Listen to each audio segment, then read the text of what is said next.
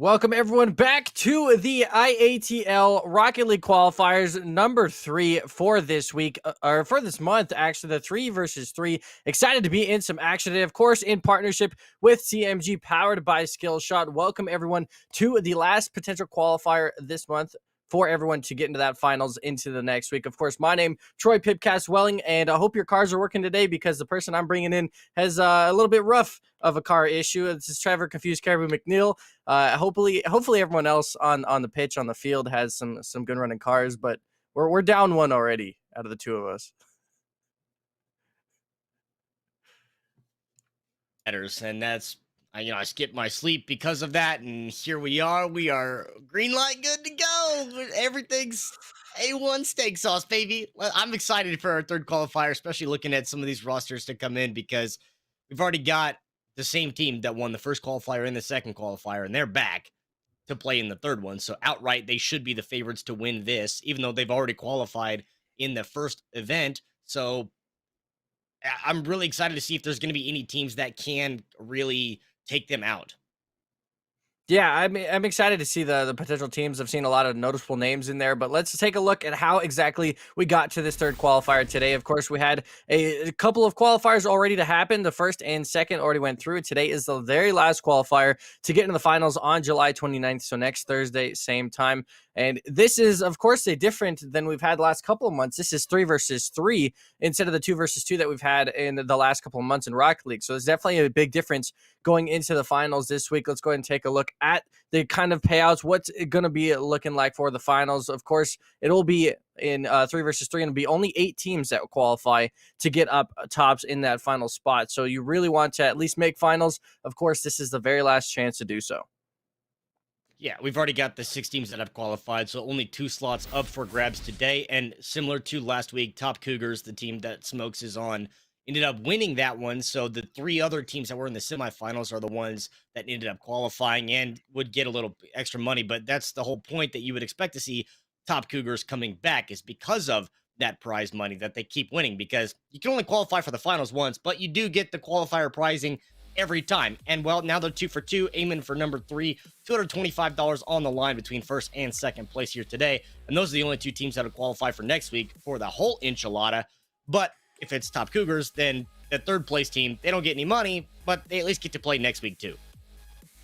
Yeah, and of course, going into next week, like you said, there's already a couple teams that have qualified in this tournament already, in this qualifier. So if they do end up getting one of those top spots, it's going to be the next team that is able to qualify at that point. So, like, if we do see Smokes' team win again, they're not going to take that qualification spot, so to say. Right. They will, whoever is next up in that list, even if it goes all the way down to like 5th place, if the last top 4 remaining have all qualified, that place will still get that spot. So it is still, like you said, a couple spots up for grabs today. I did see a couple of noticeable names.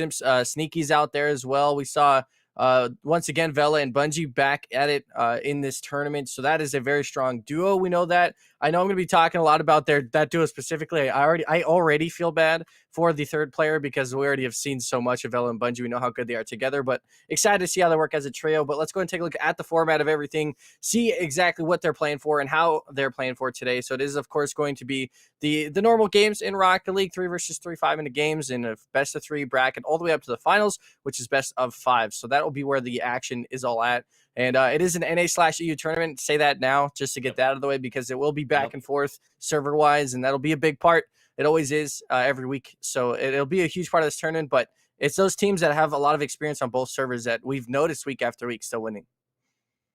And I'm curious to see how these teams are going to adapt into that situation, because just looking at what they're going to be doing, and, we talk about the keys to victory that these teams have. Obviously, outright, there are the aspect that Top Cougars is back, right? So that's the team that everybody should be gunning for right now. The bracket got made 4 minutes ago, so this is the time frame where we, as well as the rest of the players, are now getting to decide and see, okay, who's moving on. And looking at Vela and Bungie, ended up calling them the Bella duo last week because I just could not separate the 2 players. But, they made it to the finals in last week's qualifier event. They ended up losing to Top Cougars with Smokes and company, but it was just in such a dominant fashion, and Top Cougars get a first-round bye, as well as Pastizi on the Bungie and Vela squad. So moving on into the second round already, there's 23, 24 teams, give or take, that have registered for this event, so about the same amount as last week.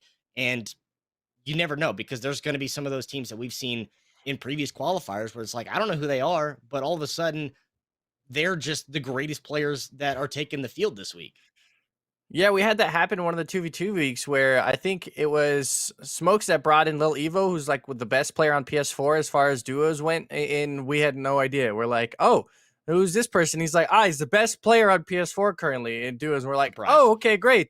That's awesome. So yeah, it's definitely those surprising teams that we're always going to talk about. We've already seen so much of Smokes' team and the Bella duo that we're so excited to see how they perform. It's interesting that obviously seeding is random, so it's nice that they both got buys because Right. technically that's pretty much how it should work going into this. But it is still just another Yeah. qualifier. But they're happy for sure. There's quite a few teams that got a few buys, but if you're one of those teams in round one, you got something to work for still right away, and that'll be what we're kind of looking at is what one of those teams is going to be the team to kind of come out on top and to have a chance to take out one of those teams because week after week, even in duos, we've seen how hard it is to take down either one of those teams that we've mentioned already. The Smokes' team and as well as Vela and Bungie's team, they're just so good. Like as a duo, and now excited to see that trio.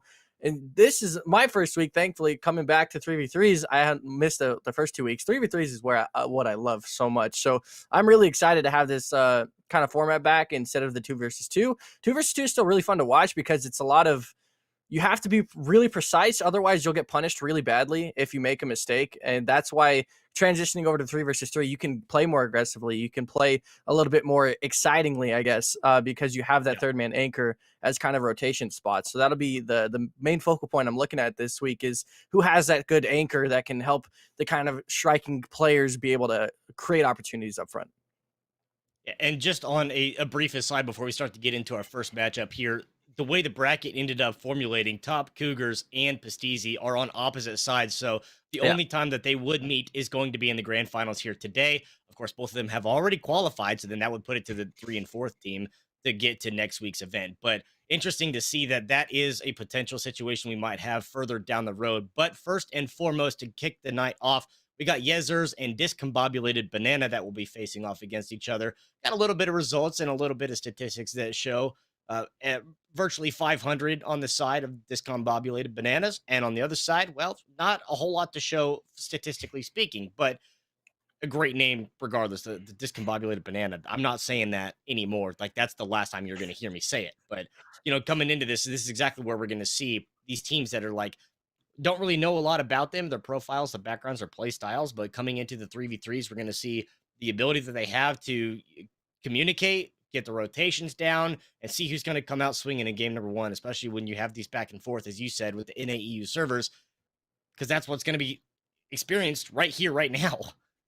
Yeah, and the best part is we don't know how good these teams are, and that's kind of the fun of this whole tournament is that it's an all skill level kind of entry. We usually see those SSL teams make it to the very finals, of course, at least in the quarterfinals and up. Usually start to see where those teams kind of shrink down, but right at the beginning, we have really no idea what these teams are capable of, and that's been the case for a lot of the weeks going into it. We're like, oh yes, who is this team? And then suddenly it's like a pro player and their teammates are just a couple of good friends, and you're like, okay, well, this will be interesting. This will be fun to watch. And I don't think there's any pro players. This is where we need Bass because he knows every single player in the True. Rocket League scene, Knows everyone. apparently. But yeah, it'll be excited. Discombobulated Banana 75 versus Yes Sirs. That'll be something. Like you said, that's a great name. I'm a fan of that.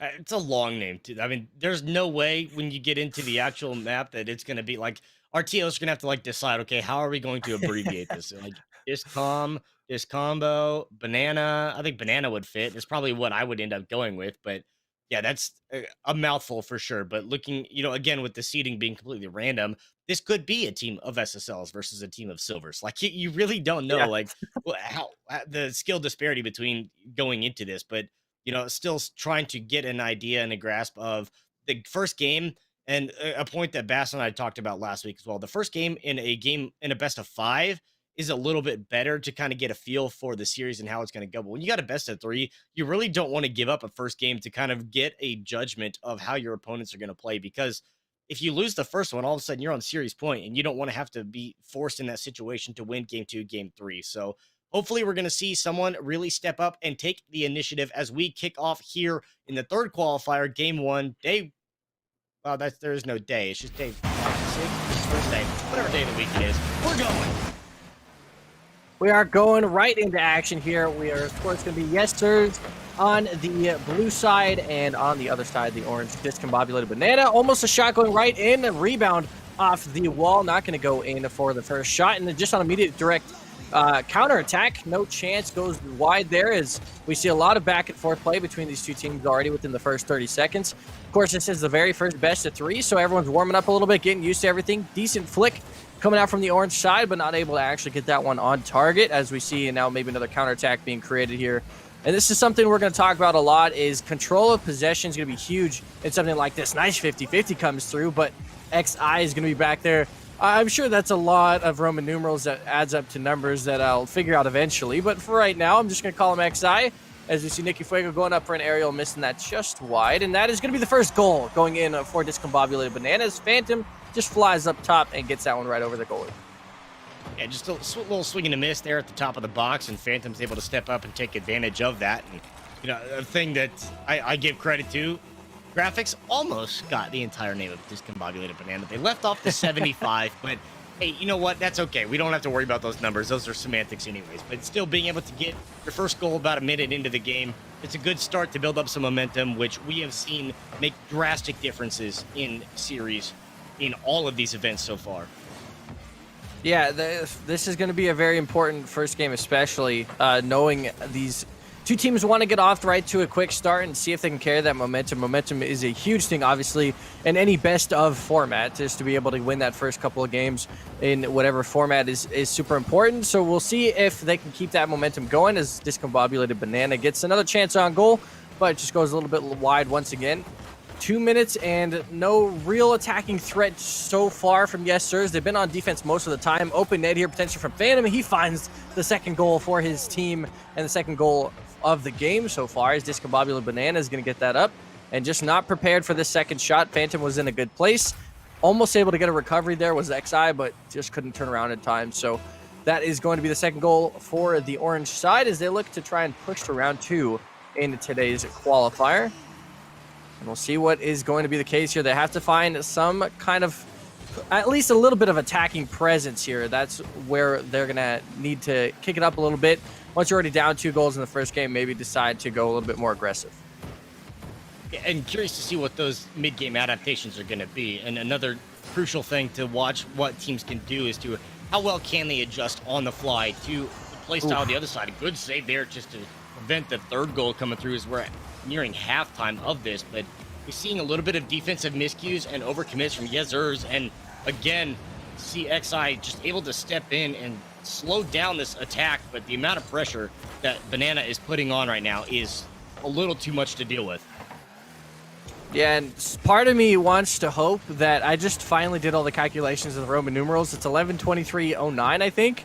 And I just really hope that's not a birthday, because if this player is like 12 years old, I'm gonna feel old, and that's in comparison to me only being 23. So, you know, it's something crazy, but I'm just gonna call him 11 from here on out. I feel like that's simple. People, we're getting old. You hate to see it. It used to be on the top of the scene at the early age. Now we're just a bunch of boomers. But now we see Nicky Fuego trying to get a good challenge here in midfield. Mr. Cap's not going to be able to redirect himself off the wall, and that's a team bump, which is not going to lead to anything good from that side, as that almost goes into the net, but instead a good counterattack opportunity gets just kind of thrown wide by 11 as he tries to get this one back to his teammates. Can't find the drop, and they're going to have to go back on defense. 90 seconds to play and a couple of goals to make up. That little extra bit of insurance is comforting from the side of discombobulated banana, but on the other side, it's maybe a little bit of complacency that could start to set in. And, you know, watching to see what these teams can do. We saw, I think it was Vigil's team last week. If it wasn't, then it was Vela. It was one of the Vs, and I can't remember which team it was, but they were just so comfortable with the way that they were playing. They broke out the battle buses in their second game of the series just because of that. And, like, you watch something like that, and you know that, okay, this team's good enough to handle something of that. They can get away with it for the time being, but once it gets later in the tournament, you can't really do that. But on this side, you know, where the games are still relatively close between these two teams, you don't have any room for error whatsoever. You have to make sure you take care of business and don't give up any freebies. Yeah, I completely agree. I mean, we have seen some pretty bad beatings, which end up leading to those kind of messy second games or extra games in the series to where they bring out the battle buses or they bring out the scarabs and it's just a total mess. But I mean, some people, not some people, most people don't use a scarab as a competitive car, but we'll see if the comeback is real from Yes Zers as they have 15 seconds left to score 2 goals. Now is a decent time for them to get a counterattack, but immediately taken away as Phantom has been the key player so far in this first game. 2 goals for himself, and being able to stop that counterattack should just be the end of Yes Zers, as that ball is just going to dribble down to the other side, and that is going to be the end of game number 1 for Discombobulated Banana as Phantom got those 2 goals, and now we get to see how this is going to perform, or how they're going to perform in game number 2, see if they can keep that momentum going. And it's a good start, just getting the victory. Only a couple of goals on the board. It's not much, but it's enough to get the job done. The fact is that you had so much offensive pressure that you didn't give anything up the other way. There's a couple counterattack opportunities going to the other side from Yezers, but they just couldn't actually get that final touch that they needed to be able to get any efficient shots on to score anything. So they end up with the goose egg there, which is more reassuring for the discombobulated banana squad. But just being able to and start out with a shutout, get the victory as well. And maybe I don't know how much time they spent warming up before this, but this is all starting to come together, and you love it when a plan comes together. Yeah, true. And especially when it comes together early in the tournament. That's exactly where you want it to kind of formulate and be able to continue on into the rest of the series later in today's event with some good momentum and with that kind of plan already calculated. It looks like Phantom has been able to kind of start that for the team so far. Wow, I'm dying apparently. Start that for the team so far and be able to get this momentum going for his team in game number 1. Of course, this is just the very first round, so the kind of impact is not necessarily noticed just yet, but if he's able to continue that into game number 2 and then lead them to round number 2, as long as they avoid out on one of the top 2 teams we were talking about, they'll have a good chance at still performing into the quarterfinals potentially. Yeah, and because of the fact that there's only about 3 or 4 teams with names that we have familiarization with, looking at obviously the 2 that were in the grand finals last week, but also seeing Sneaky come back into this one. Was not participating in the second one. Now, not sure if it was in the first qualifier or not, but having Sneaky come back in because Smokes and Sneaky, I think, were 2 teammates that had played together a couple of times, and then you Yep. just get a couple of random +1s there in the duos, and they've since gone their separate ways. And Smokes seeing a significant amount of success since then. Sneaky now coming back is another one of those players we're going to keep an eye out for, and we'll keep an eye and keep small updates going through as the bracket does progress behind the scenes, because obviously we're not going to spectate every single one of them, but with the best of 3 still happening, we'll be able to update you guys as we progress through, and waiting for this second game to start because, again, the NAEU server, so we have a server swap, got to get everybody back in the same lobby and back on the same page, and then green light, good to go. Yeah, now that is going to be important to note. Wow, I just can't talk today. That is going to be Get it important to together. note going into the second game. Is I don't know which team was on NA that in that first setting, but if it was a team that won, that's good for them. They won on their server. But if it wasn't the True. team that was on NA, it's super important that they go into their home field advantage, so to say, on the EU servers. And that's what we talk about constantly, especially with some of the top teams in this tournament being from EU, Vela and Bungie and Smokes, all from EU. Same with Simp Sneaky's team. Those are kind of the better teams, and they're all on EU. So if you are an NA team that makes it to the finals or close to the finals, you're gonna have to be able to adapt constantly. And if you lose a game on one of your servers, it's downhill from there essentially. I mean, that is a super important game that you need to take care of because you have that advantage. You have to be able to kind of take that going forward and kind of chalk that one down as a win so that you end up going to that game 3 or that game 5 in the series that gives you that extra chance and gives you some extra hope. And ideally that's you take one game off the other team that's on their server, and that kind of leads you to their victory. So that's kind of the case with this NAU switch up, and what we'll probably see quite Yeah. often in this tournament. And the biggest important factor of all of this is that, like, yes, you want to win on your home server because you get that inherent advantage. The ping's just that much better, understandably so. You want that win because it should be a quote unquote freebie.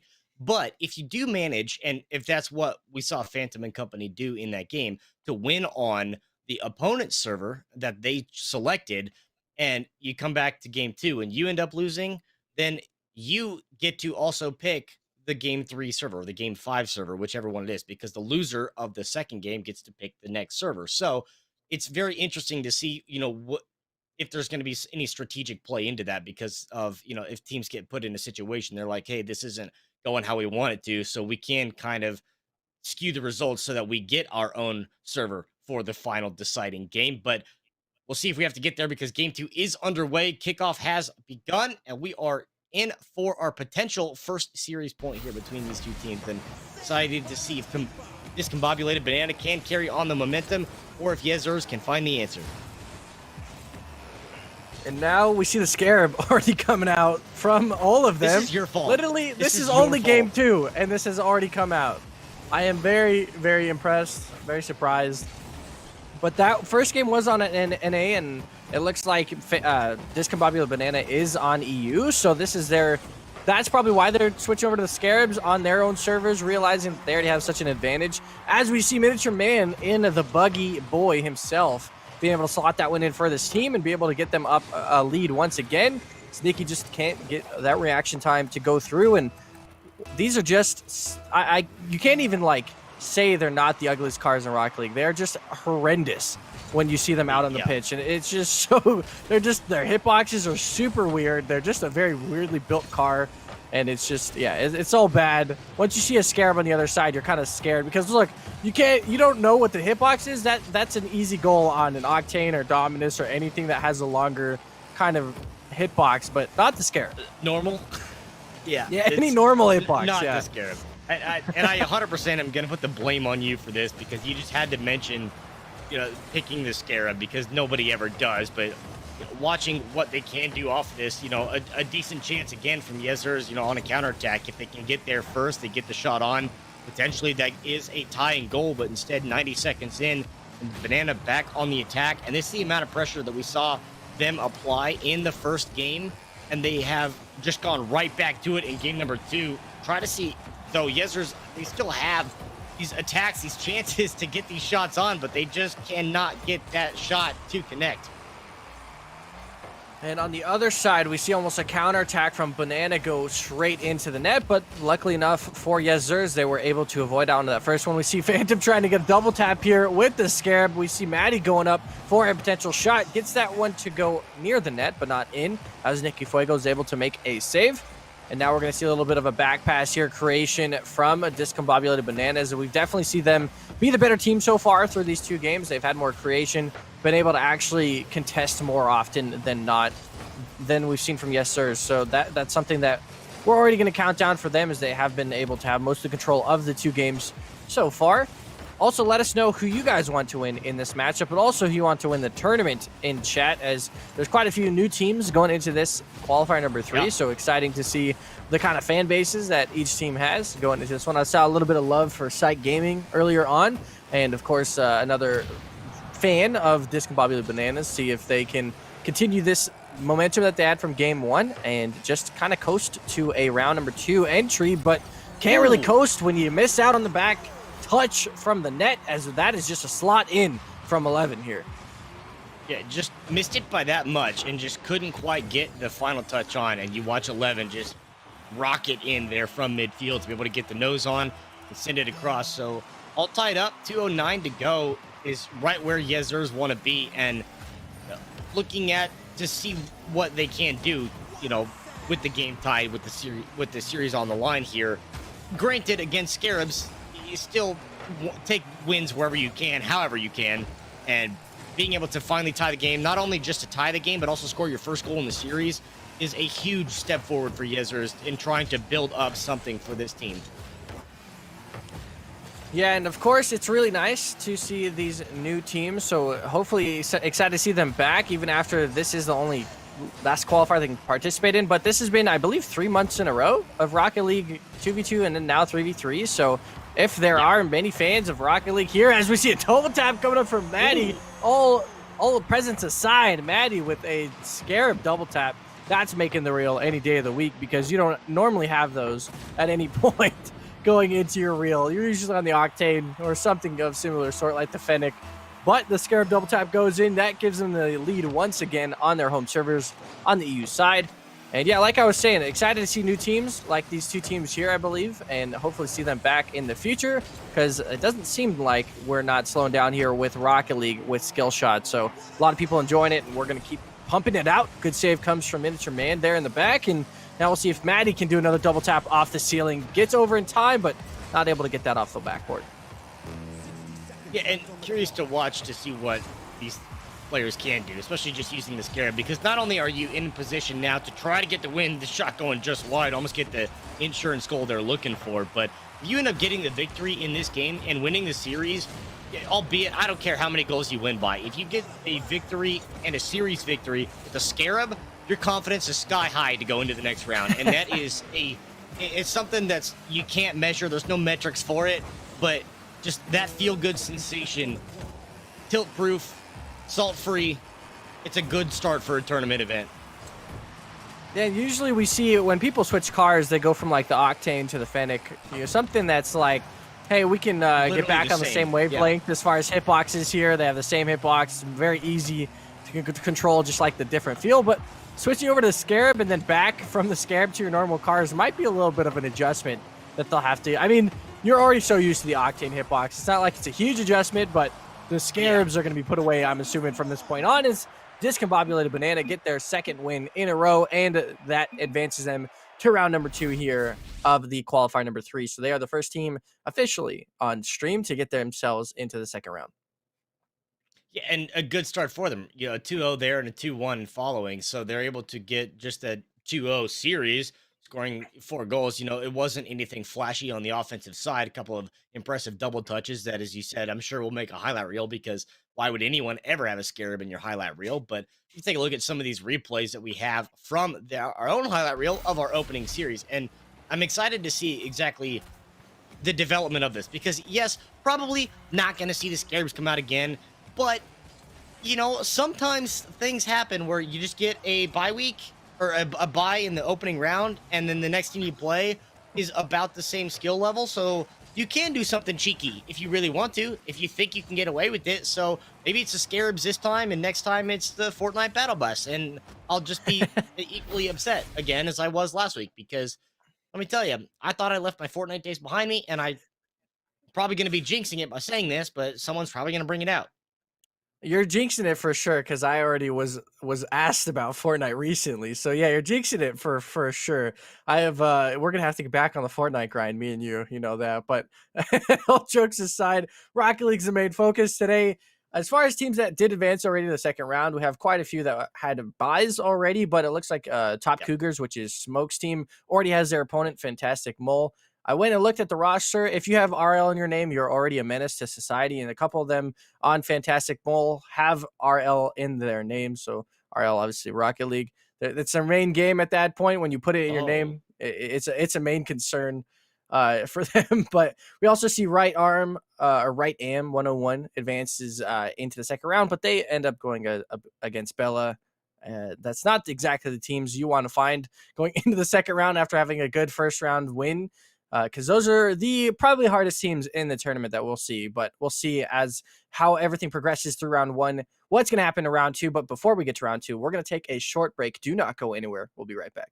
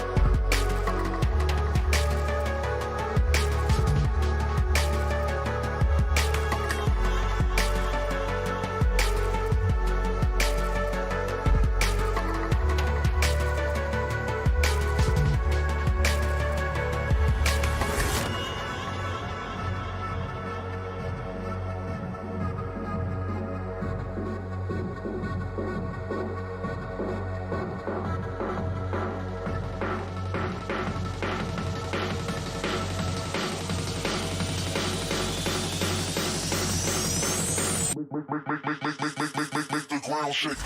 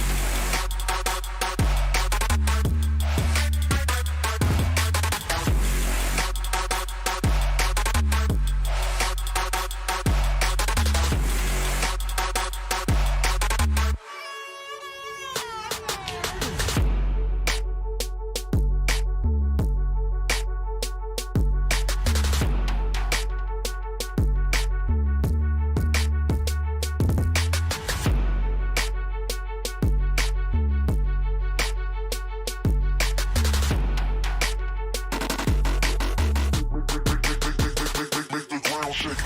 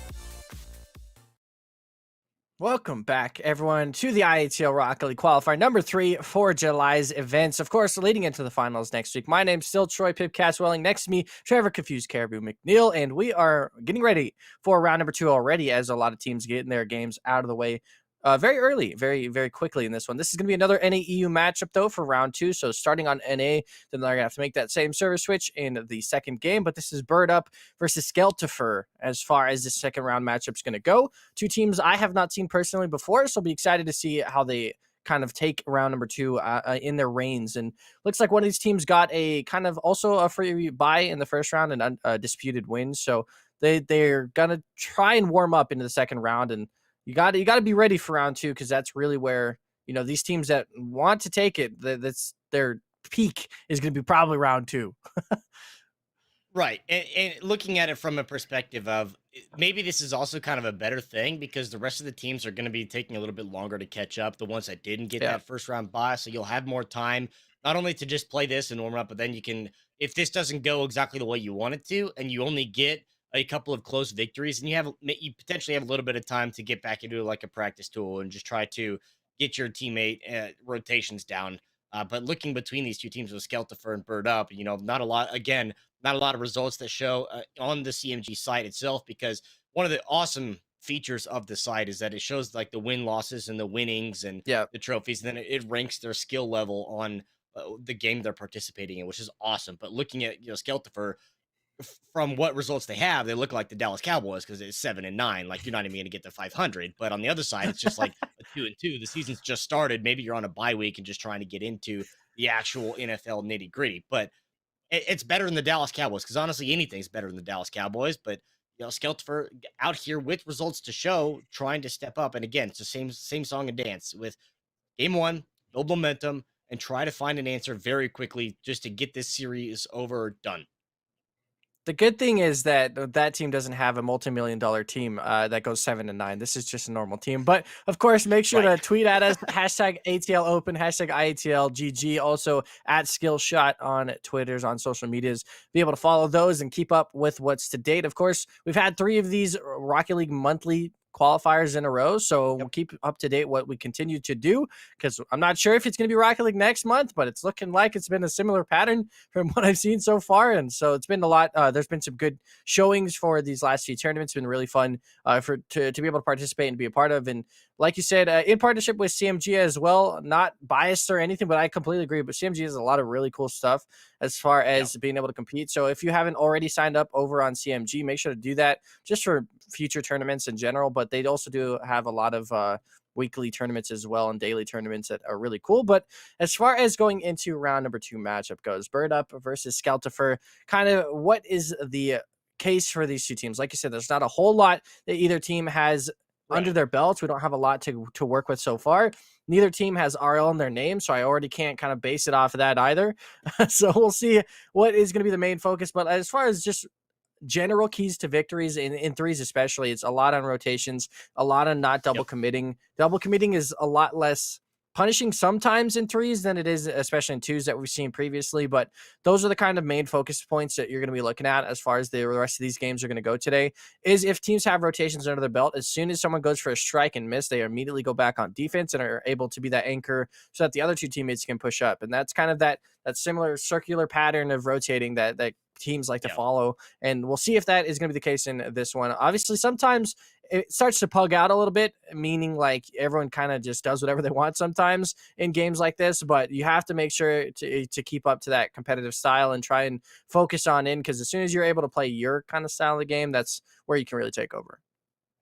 Yeah, and just being in your comfort zone is a really important thing. And I think, coming out into the game, being able to strike fast, get a goal in the first 30, 45 seconds to already give you that little confidence boost, not only in this game, but in this series. And on top of that, the victor of this series is, I would be so bold to say, going to be playing against Top Cougars. Top Cougars currently in their matchup, but the winner of this Yeah. one moving on to be on the opposite side in the matchup against the defending 2-time champions for this month. So certainly going to have your hands full with that. So I think it's so important in this game to not only strike fast, but recognize and understand that there is a very large mountain in front of you that is Top Cougars. And yes, you have to get through this opponent first. It's just call it a foothill, if you will. But there's a lot that's on the horizon here for this team. So getting momentum, building the confidence is so important for the mental state to go into a series against a defending champion. It is, yeah, and it's really rough that you have to go up against a team like that going into the later stages of the tournament. But you can't really psych yourself out as far as that goes going into the rest of the tournament. This is just another True. qualifier, and especially when you have some of those top teams, if they do qualify again, as long as you make those other 2 spots that they haven't taken already, you still have a chance to go into the finals. So that's kind of the main focus here, having that good mindset going into the rest of the tournament, to where you're not exactly psyched out about the level of skill that your opponents is Right. going to have, but you just play normally and up to your pace. And that's kind of another main focal point that people talk about a lot, is your mental skill level. I feel like that's slowly becoming a thing in esports, especially, is like your mental skill level is kind of like really important in a lot of, especially in tournament scenarios. If you're able to keep level headed and be able to make good decisions and not exactly be, crazy or rage out if something goes wrong, be able to kind of remotely keep it all together and keep your team working together and keep it alive, then it's a lot better moving on to the rest of the tournament, even if you take some losses here and there, because your morale and everything is still high. And looking at it, there are opportunities, if you will, that you can rage out and just, I can't believe that happened. Like, how? Why? Somebody give me an answer. But then in 5 to 10 seconds, you got to wrap that up and move on Right. into, okay, we're still in this game. We're still playing here. We still have to understand that there is more on the line than the play that we just let happen, the goal we just gave up, something to that effect. But, going into these competitions where you understand that the defending champions are here to play and everybody is going to be gunning for that slot, also kind of puts a target on them in the sense that if you're in Top Cougars position, you also have to understand that, okay, we have to be at the top of our game. Yes, we won the first qualifier. Yes, we won the second qualifier. We already qualified for the third event. we can't let up. We cannot have any complacency whatsoever going into these series because everybody is going to be playing their hardest to try to beat Top Cougars. So, I would be as bold to say Top Cougars have advanced to the next round, but you just never know because with all of these new teams that keep coming in, the new players, the new faces that show up, it's just going to be very interesting to watch if Top Cougars can make it through or if we're going to find a giant slayer. Yeah, and we've seen it before. I mean, we've seen like Vela and Bungie go out round two in a previous tournament. That's definitely Yes. something that has been the case. That is something we've seen before, and it's definitely a team that could be able to do it in this tournament. But right away, we have Neiman versus Team Vindictive, and you look excited because I know exactly why. There's a player named Caribou on one of these Yes, teams there on Team is. Vindictive, and he will have all hopes of you ever being competitive on his back right now. Yeah, this is the closest I'll ever get to be a competitive Rocket League players, but playing through somebody else. But yeah, Caribou and company was in the event last week. Unfortunately, found an early exit of the event, so coming back to try to get a little bit of redemption to move on. And again, the same. Looking statistically, there's not a lot to show here, not a lot of results between them, but just understanding that still new teams, new faces to come in the event, and you just don't know the way that it's going to go. And, starting out with Neiman as the host, Vindictive going to be in the second one, it's going to be interesting because of the same points that we've talked about with ping differences and the adjustments that they're going to make, the adaptations, but the same basic fundamentals of Rocket League. Get your rotations down, play efficient defense, and just play smart. You don't have to overcommit, don't double commit, just basically play a little conservative, but aggressive enough to be able to leap on the mistakes that the other team makes.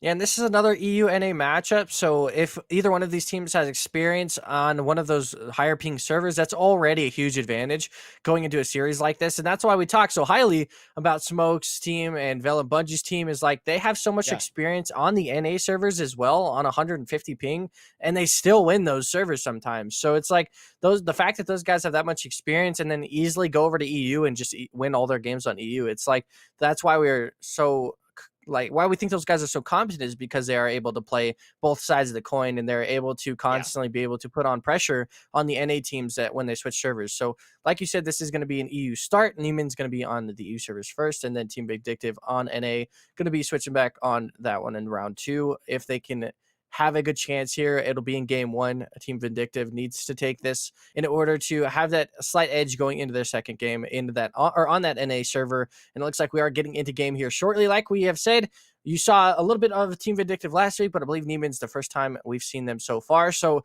we get a little bit of fresh action here once again in qualifier number 3 as we are going to get game number 1 underway. And this is probably one of the very few times I'll ever have any percentage of bias just because I share the namesake with Caribou. But beyond that, it's just completely clean slate going on. But I'm excited again in the same perspective to watch to see who can really step up, put the pressure on early. And you see Caribou already getting a shot on in the first 10, 12 seconds is right where Vindictive want to be starting this game out to keep the ball on this side of the field and keep the blue side pinned against their own goal. Yeah, we're already seeing fast-paced play coming out from both teams. Looks like Viper not able to get there in time on the Fennec, so he gets taken out of the chance on goal. By the way, Smiley over in the Octane trying what he can create, but Grape's going to try and find a teammate here potentially. Gets that over to him, but not going to be able to pinch that towards goal. Was a decent play coming out from the 2, and no one in net able to get that one comes through, and Caribou comes back once again as Luke Caribou is going to be the one to score the goal here for Team Vindictive. Yeah, just able to read that one. Good little pitch and catch there over towards the center and get the shot on, get the goal scored. So finally get something to break going through on their initial attacks in this game. So right where Vindictive want to be, who last week, the reason they get kicked out of the second round is because they were going up against Vela and Bungie's squad that would eventually go on to the finals. So certainly was not an easy task for them. And I'm sure they're probably a little more appreciative of this situation, but Viper is just going to get the equalizer real quick about 20 seconds after the initial goal. Grape with the missed touch, and all of a sudden we're right back deadlocked at ones. A lot of loopy things going on from Team Vindictive there in the back of the field. Caribou was struggling on the left side, trying to get the corner boost, missed a flip, I think, and then Grape obviously had an awkward touch, so a little bit awkward as far as how that went for them. But, of course, this is still advantage for Team Vindictive as they get their second goal to come through and the lead once again as Blissful just bangs one from the right side of the field and gets that one to go in right past pretty much all three defenders of Neiman being there in net, and none of them being able to react in time as a quick shot goes through and goes in. And like you can see on the graphics, Vindictive knocked out, like you said, round 2 into the earlier qualifiers, but of course to a very phenomenal team means that they have a much better chance here, especially with a lead on the EU servers to start. And the perspective that they have lost in round 2 and kind of where they're at this wall right now, they lost in round 2 to the teams that would eventually go on to the grand finals of the qualifier. So it's like they've never had an easy path ever to get past round 2 and try to move on. But Caribou giving them the insurance goal after a nice little flip up there in the center and just getting everything that they can right now. Exactly what Vindictive needs to do. I mean, putting up points early, as I said, just build the momentum, build the confidence. Vindictive's doing it all. They really are. I mean, they're showing quite a lot of skill level as well, and really shows how unfortunate their round 2 exit was, because they're a very seemingly capable team. You can see they're creating passing plays. Grape with a slight miss there on the edge, but it just doesn't look like Neiman can match their pace, and especially something easily noticeable is match the pace of play from the other side. Is if the other team is just constantly on your side of the field and just outpacing you, you're pretty much gonna have no chance the entire game. We just see a simple-ish takedown from Grape right there to be able to take that one in and just kind of carry that one into the net, and just kind of one bounce gets that over the defender, and that's their 4th goal for Team Vindictive. And now they look to try and advance themselves into a game number 2 on their home servers with a huge lead here. Would be fantastic for them, and obviously, like we've already been talking about, definitely didn't deserve a round 2 exit, so much happier with their opponents right now. And there was a scenario where they could have gotten Bella's team once again in this week, but luckily enough, they were able to avoid out into that one and now have a much better chance. Finally made a good save right there, being able to just stop that, but the initial attack just leads to the secondary. And we've seen Vindictive already having so much pressure on this side where Neiman is just caught chasing their tails. They don't know exactly what they need to be doing, which direction they need to be going. And you know, they have the presence, but they're just never going the right way to be able to stop these attacks from Vindictive. And being able to have your offense flowing like this and get this much this early is such a good sign for a team to move on into the 3rd round.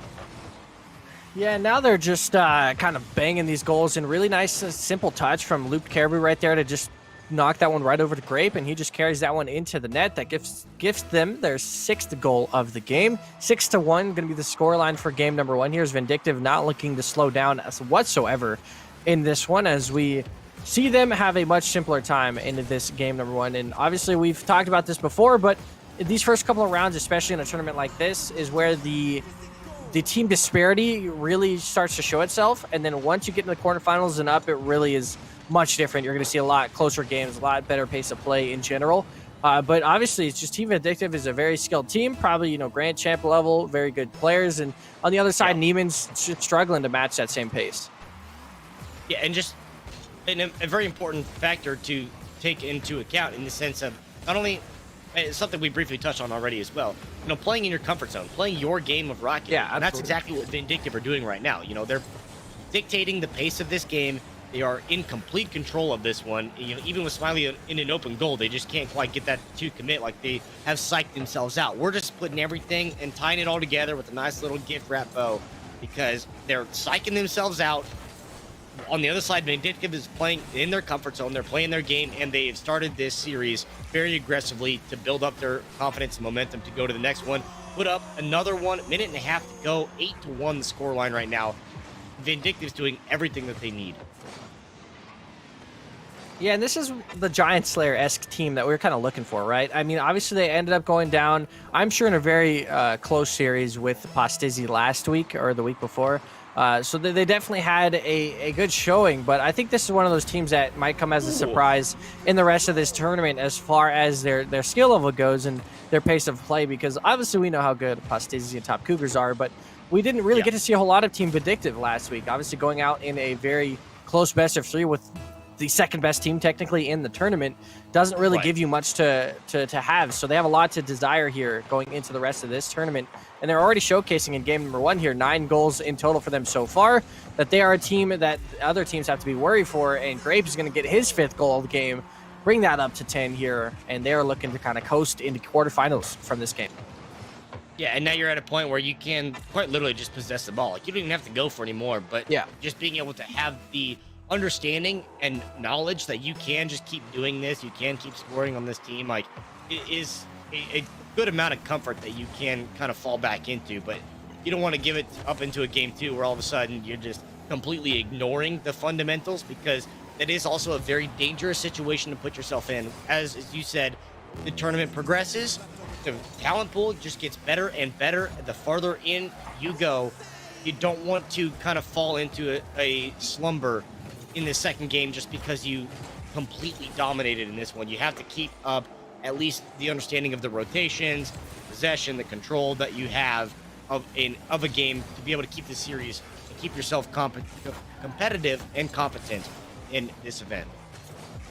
Man, not to take anything away from Team Vindictive. Of course, they're playing really well, but Neiman was one of those teams with the first round buys that got lucky enough to get away with that first game out of the way. So this is technically their first kind of best of 3 in this tournament. Obviously, there's a huge skill disparity between the two teams. So obviously, this is a great win. I mean, you can chalk this down as a win for Vindictive as far as these 2 games go, just because of the pace of play and everything. But they really still have to be aware of how the rest of the games go from here, because that we've seen that also be, a feature in tournaments, especially as you start to get a little too, I don't know what the word is, but you start to slack off a little bit and you start to really not play up to your potential because you're so used to playing games like this that it really puts you as far as the rest of the tournament goes. So they have to make sure to keep that kind of same momentum going throughout the entire tournament. They can't let it stop here. Yeah, and just watching to see what they're going to do. I mean, up 11 goals, 20 seconds to go. This game as good as done. Just moving on to the next one. And, of course, just being on the Neiman server to see what Vindictive can do on their own server on the NA side. But already just a statement being made here by the team to move on into this one. And, of course, as we said, we keep you updated on everything else going on around this one. Top Cougars have advanced into quarterfinals to face off against Bird Up. That was the other matchup that we were potentially going to spectate against them and Skeltifer, but Bird Up moving on to face off Top Cougars right now. Game 1 going to Team Vindictive here, trying to get their way into the quarterfinals and avoid a 3rd consecutive round 2 loss. Yeah, it'll be something interesting. Obviously, they're already coasting in this one, and it's already nice they have avoided out on Top Cougars at least so far. So their only other quarterfinal matchup that would be terrifying at face value would be Postizzi if they end up beating the round 2 team. Of course, as expected, they're a very good team, so we're expecting them to be able to push on to that, but we will see how that goes still. As like you said, the only 2 teams that have gone through the quarterfinals somehow managed to be in the exact same game matchup. So Bird Up and Top Cougars are already ready and waiting in the quarterfinals, while everyone else is still waiting to see how round 2 goes. That, of course, was game number 1 of round number 2, and Team Vindictive still has to take the second game under their belts, but now they're also on the NA servers. So on the server switch on home field, it's looking like we've seen 23 goals, I think, be the highest scoring total. I would see a similar total if they don't just bring out the Scarabs this game. Maybe that's just a thing that I bring. I don't think I want to be known for people bringing out Scarabs. That's not exactly my favorite thing in Rocket League. Yeah, well, you're building the reputation now. Like, you're the Scarab guy. So I hope you're ready for a rebrand coming soon, because that's all for you. But looking into the opening game, we could take a look at some of these replays if we have them still available. But a completely dominating performance from Team Vindictive. And of course, in the sense that just in time that everybody's got over into the second one, we don't need replays because we're going to look at the live gameplay for game number 2 to see if Vindictive can close this series here and now. And just looking at what they did in the first game, I have complete expectations that they should be okay. What's the Grape right there with the nice little fender bender back there? It's not quite a rule 1. It's like a rule 1.5. Yeah. I mean, and literally Caribou just scored by himself 1 versus 3 as his 2 teammates were just literally sitting still that entire time. So that's something else. Grape and his teammate were chilling, and Caribou takes them out of their elements. Let me tell you guys, it's not the only Caribou that takes people out of their elements. We got one guy here that does the same. But it looks like this is already off to the same pace here. 30 seconds in, a goal already under belt. And now I'm interested to see what Grape, Blissful, and Caribou do here in the rest of this run. As of right now, the Grape's just going to continue it with a nice air dribble and get them up 2-0. Yeah, just at this point, pour it on while you can.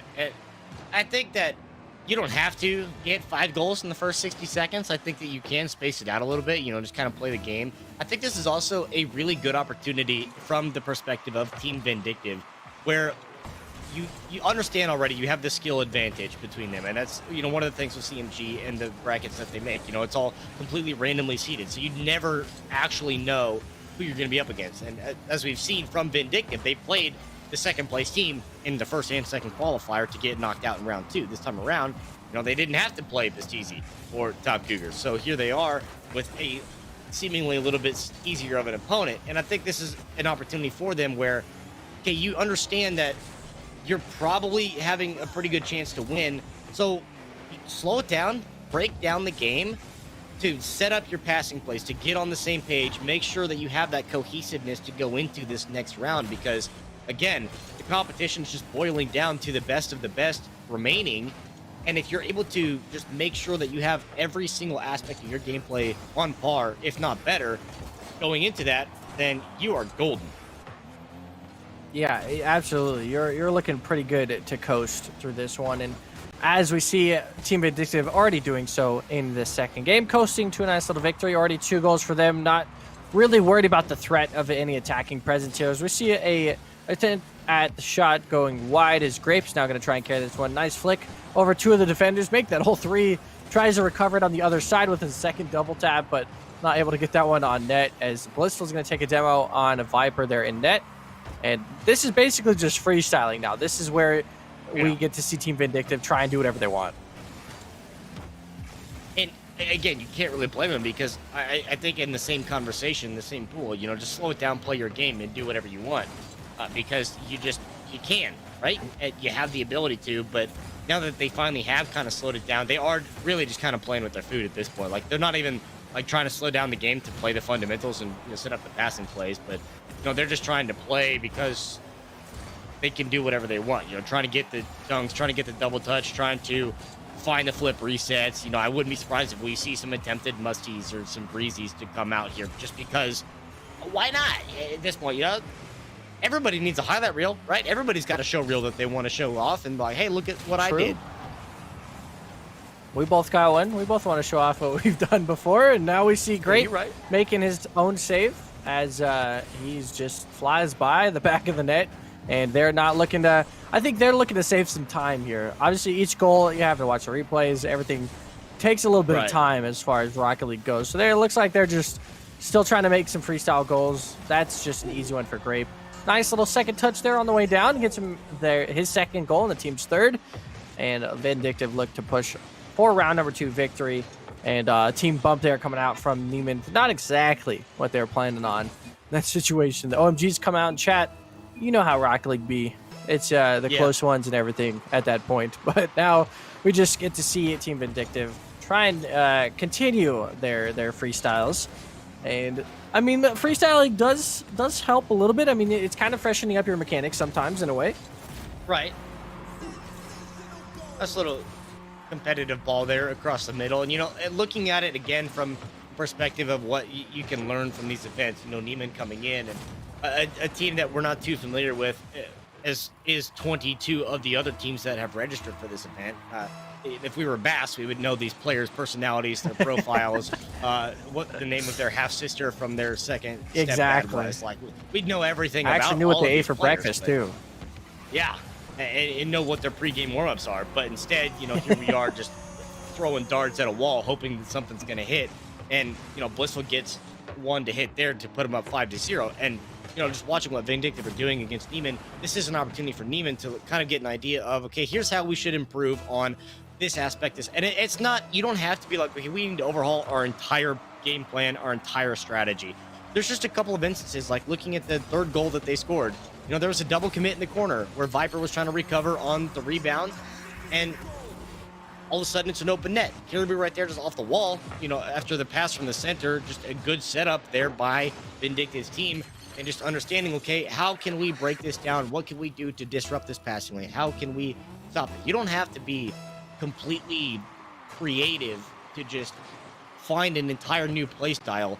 Just small little bits and pieces here and there in order to slow down your opponents. Now it coast on a minute left in this one as Team Vindictive gets it up to 6. I thought they were slowing it down a little bit. Nope, they just were waiting for their time to score a few more goals here. As now we see it back up to that 6 margin, and now they're probably going to try and continue to keep on going. With the freestyles, Grape's going to go off the wall here, has a potential chance for a double touch. We already see the pre-jump on the other side from Caribou. Nice musty flick into the pass, but he hits his own post and takes the amazing goal away. Caribou where? That is disgraceful. It's about sending a message.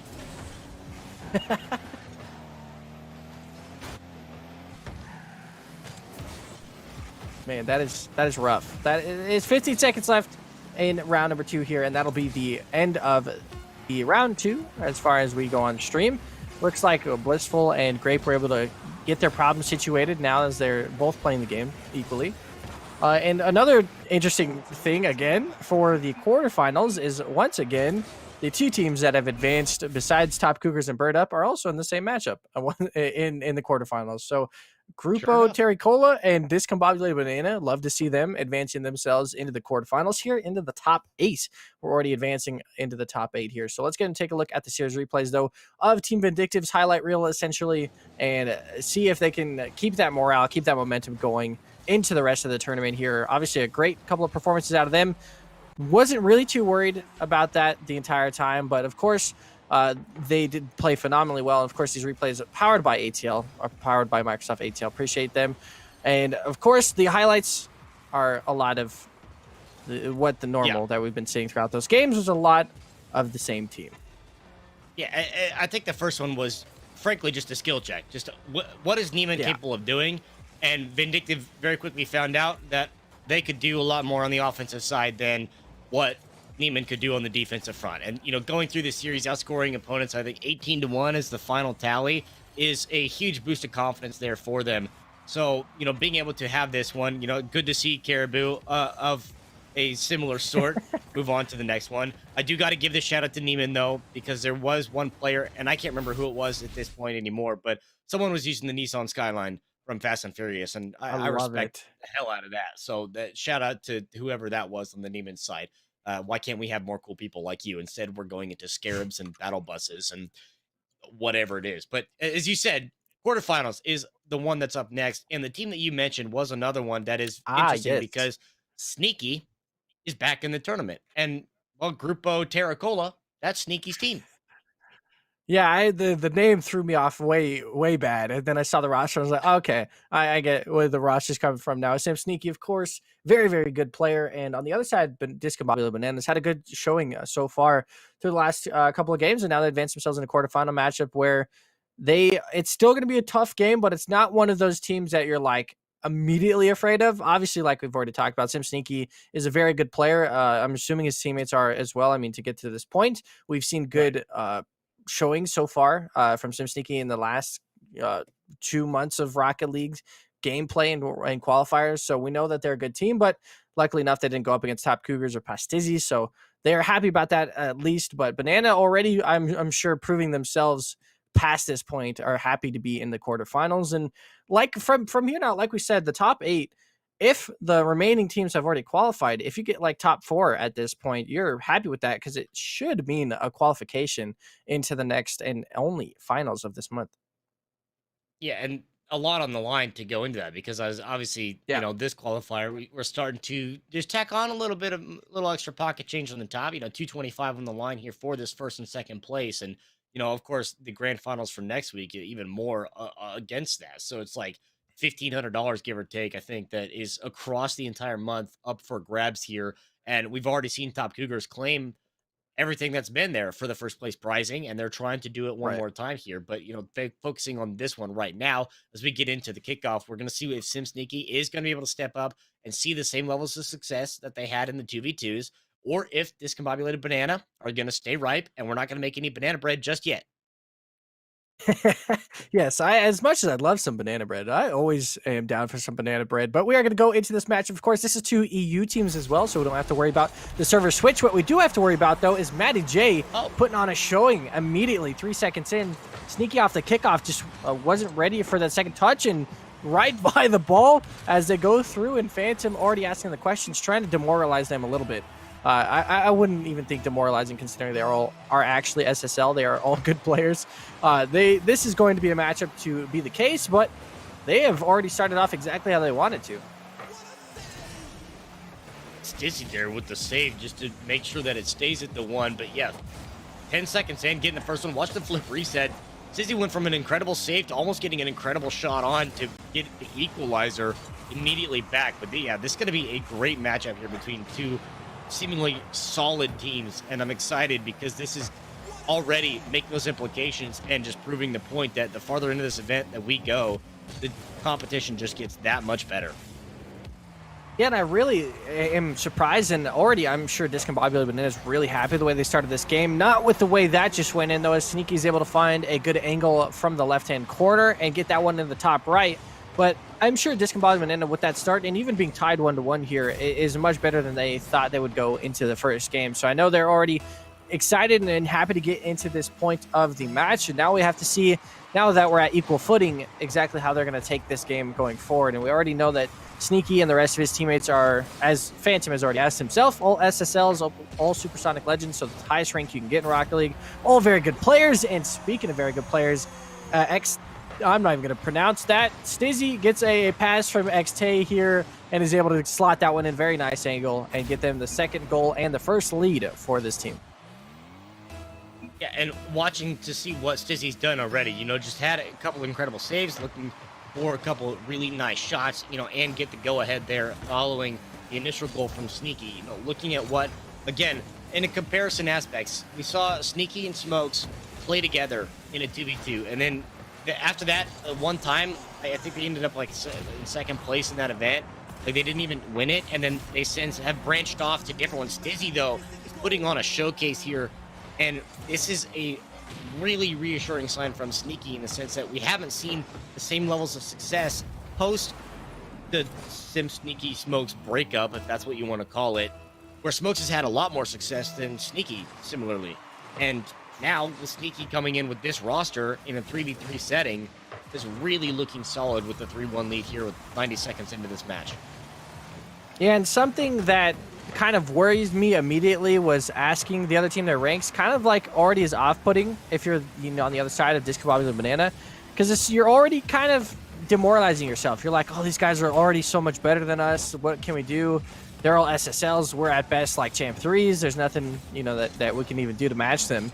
And that immediately, asking for the other team's ranks and trying to get all that information it's really demoralizing, because you really start to think, technically, yes, they are better than you. That is just statistically true and how they played so far. But to start it off like that is not the best. As we see, nice couple of 50-50s there from X-Tech Co's.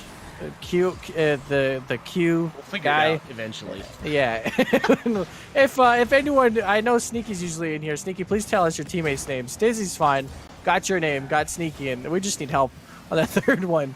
But he's making some good plays. He's got 4 shots, 2 assists for this team so far. It's Stizzy doing most of the scoring, 2 goals in 2 shots, and it's just a lot of Terry Cola being on top so far as possession and attacking chances go. Yeah, and starting out, a good amount of back and forth, but really Terricola, as you said, have stepped up the momentum and started to set the pace of this game and just be in control of it. Maddie's going to miss out on that. Stacey tried to get the redirect, but, watching what Terricola have been able to do to keep this ball in play, be able to keep their boost up at relatively high numbers so that they can just constantly outpace their opponents. They're playing, again, in their comfort zone, playing their style that they want. And you can see it on the scoreboard. It might not show, in a huge goal disparity, especially now after a defensive flub right there. But with the amount of pressure that they put on, that's just a one-off, and Terricola is going to be able to bounce back from this, theoretically speaking. But the Discombobulated Banana can keep finding opportunities like that where they get defense out of the way and fake them out, then Banana's going to be able to climb right back into this one. Yeah, I mean, that's a great opening for them, obviously. We have another chance here for Miniature Man. Tries to maybe go for the bump there. Probably would have been the best play in a 1v1 scenario to try and get that bump on the goalie and just let the ball kind of dribble in and sickle in from there. But we see double touch here from potentially the goal-scoring side of Terracola, but not able to connect with that one as Sneaky goes back. Gets a touch over to Stizzy. Now should be able to collect this one and bring that downfield. Able to clear that to the other side as now Phantom's going to try and recollect this from the other points. Team Bump, though, puts him way out of position. And luckily enough, able to get that first save. And X is able to get a second save, essentially, for them to clear that one out a little bit. But those are the kind of situations you got to be extremely careful of, because that could easily be punished by a good team like this. Yeah, and that's one of those things that when you get into the later stages of this event and of this tournament, you watch and see mistakes that other teams are making, and you have to be able to capitalize on that, because you're not going to be able to just get away with anything. You're going to have to find out what the other team is doing wrong and be able to take advantage of those situations. And they're few and far between, but if you're able to do that and step up and basically just take advantage of your opponents and break them any way you possibly can, as I said, it doesn't matter how you get the win. With the Scarab, with an Octane, whatever it is, a win's a win. And I feel like they're just playing really annoyingly. I feel like this Terracola team is like, maybe they could have scored a goal or two here and then, but right now they're just playing like full possession and playing really irritating as far as if you're the other team goes, because they're just constantly hitting it away from you. It's not like they're trying to score necessarily. They just constantly keep hitting it away from the other side. As I say that, Sneaky is looking to try and score. He's able to get that fourth goal in for the team, and that kind of capitalization, 2 goals in 7 seconds, not as doable as 1 goal in 7 seconds. So now that should be that capitalization in this first game here to advance them with that lead into the second game. And we'll see what's going to be the case here. Interesting enough, I was going to talk about this as well as the aggressiveness, the physicality that we see later on in stages and just in ranks as well, as Phantom kind of brings it up.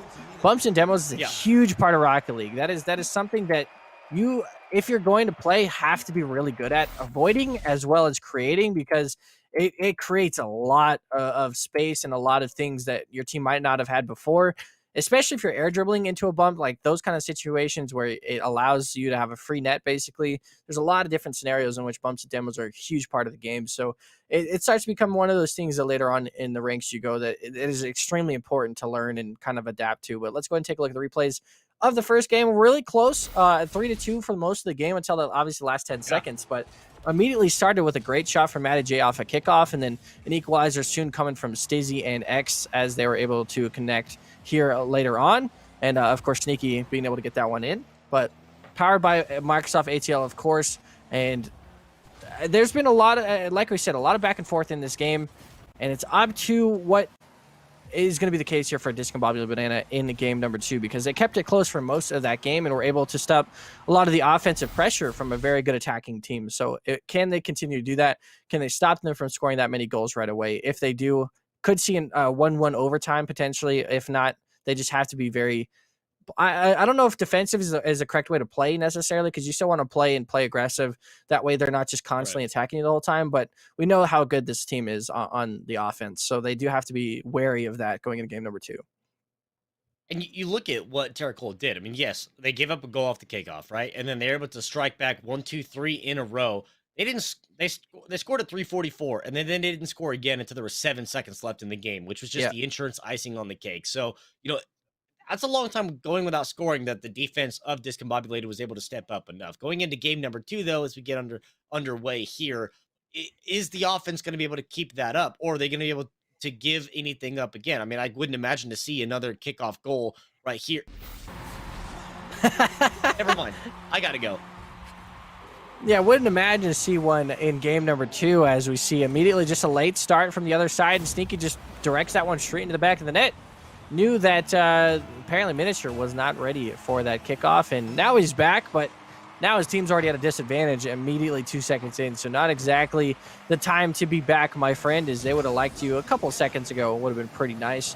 But Stizzy own goals, and this game is now just very confusing in the first 10 seconds, as we've seen an immediate kickoff goal off of Miniature being AFK, and then a own goal from Stizzy awarded to Miniature for being AFK, and now they equalized the setting here.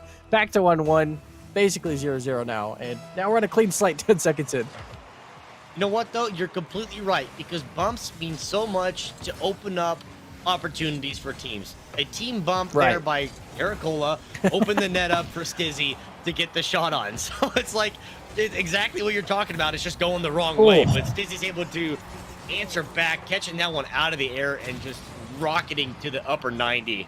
And a message received after that one. Stizzy was like, all right, own goal, my bad. I'll make it up. Yeah, that is a very hard shot to save. That is almost as far left as you could possibly go in the top corner. So a very, very impressive shot from Stizzy to get them the lead once again. And another kickoff goal almost to be the case here, as we are only 30 seconds in, and there's been so much carnage in this game alone.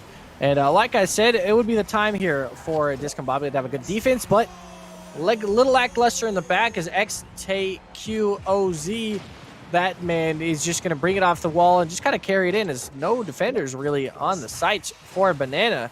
And that's their third goal of the second game here. Now, once again, looking to lead Terricola into an efficient 2-0.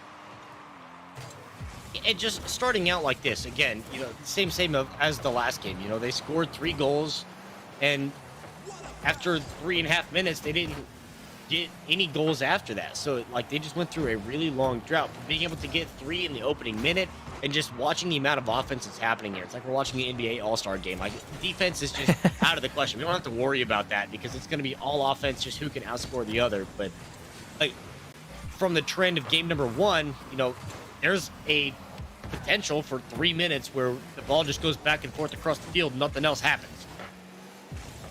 Yeah, and that might be the case here once again, but I highly doubt it considering how efficient these teams are on offense. But it could be the case a lot of the time. Like you said, it's even in 2 teams that are prolific on offense, they end up just scoring a lot in a minute and then suddenly can't score for the next 4. So it's very interesting how teams adapt, and maybe that's just a defensive adaptation, or the teams just can't exactly find the same opportunities they were earlier on in the game because it was a little more open, a little more free to have chances like that. Nice little musty flick quickly from XT as he's able to get that one off the backboard. Tries to go for a second touch. Good save coming out from Miniature as Sneaky was able to get that second touch. And now him and Stizzy are battling for the 4th goal here.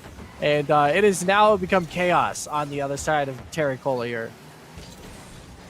Yeah, and it's one of those things that's another talking point of, you know, playing in Rocket League. Like, yes, teams want to be in their comfort zone. They want to set the pace and momentum of the game because it's a huge aspect. But then there's sometimes where things just happen where all of a sudden you set the tempo of the game so high that you can't even keep up with it. And everything just goes to shambles and nothing makes sense anymore. You're out of rotation, you're out of position, and that's kind of one of those things that just happens. You know, you see Stizzy go for the demo, just leaves the ball hanging. The other 2 are challenging forward. No one's staying home in the net. You leave it open. Now it's a 3-2 game at the halfway mark. Yeah, now there is another chance once again. This is pretty much exactly how the first game went. It was 3-1 and then a 3-2 score about a couple minutes in, and we didn't see Terricola score for the last 10 seconds, and now they're kind of on that similar goal drought once again, where they are in the mid of the game and can't really find another attacking opportunity that they've been constantly able to find previously. Sneaky with a nice little second touch there, able to get that past all 3 defenders. Stizzy just waits on the other side. And just a slight error as Discombobulated were all just way too close to each other in that corner, trying to fight for everything. And then all of them missing that ball, just leaves Stizzy wide open on the other side. And that gives them their 4th goal once again, but this time much earlier. So that 2-goal lead going to be having a 2-minute time span here to be carried over. Just a little extra something there that they can hold on to for this time frame and go back into the possessive gameplay where they just hold on to it. You know, run their 2-minute drill, just run the clock down, and all you're worried about right now is getting first downs. Like, you don't have to score. You just got to get the first down, keep that clock moving. And, you know, from the position that Terricola is in, you know, they have the confidence that they can win this game by doing so, but just watching what they have. And, you know, you also take in a perspective that one of the goals they scored was an own goal. So, realistically, like, you look at it potentially as a 4-1 scoreline right now, or 5-1 if you want to give credit to Stizzy and put it on the blue side. But either way, commanding performance here from Terracola, and that was almost kind of gross. Yeah, almost kind of gross is a perfect way to describe that. Almost an insane ceiling touch from XT. Just a lot of whiffing in the backfield here, as somehow that is not a goal for Discombobulated Banana, as that more than likely would have been that goal to slightly get them back in the game. With a minute left, they would have been only down 1. But now they're still down 2. Well, another open net, and I'm just confused. But literally, as I say it, a minute left exactly, and Phantom scores for this team. So sloppy play from both sides at this point. It's not like either team has really done anything crazy to get these goals sometimes. It's a lot of just own team bumping. I mean, I said it last game, bumping is very important, but not on your own team. It's not exactly what you want to be doing, as we see a potential fake kickoff here from the other side, but just an absolute Maddie just headhunting right there for Sneaky, not letting him have any of it. And kind of Stizzy hit them right back. The bloodbath. Like, yeah, this is just absolute carnage back and forth between them. Carnage. Get it? Anyways. Oh, yeah. 4-3, you know, with 35 seconds to go here. I mean, even though they gave up the goal to bring it within 1, obviously I think there's a miscue. And, you know, all the point that I'm about ready to talk about, the sense that I think that Terracola is just going to be perfectly fine as to where they're at, is just going to go into the dumpster, because now we're under 30 seconds to play and tied once again. But I still feel like Terracola's got a grasp on this game, that even though it's tied, even 30 seconds left, you know, time's not necessarily on your side, but I feel like Terracola could probably pull it off. Yeah, I think so too. And all right, yeah, they can pull it off so far as an immediately kickoff goal, pretty much, as Sneaky is able to hit Stizzy on the other side, and back to Sneaky once again, and he's able to just slot that one in. So not really a whole lot of time wasted there. Is maybe a good thing for Discombobulated Banana. Obviously, getting scored on is quite the opposite of a good thing, but they still have a decent amount of time here to get that equalizer back, and this would be the case. Miniature gets it off the post, though, and is not able to actually get that one in off of the kickoff goal chance once again.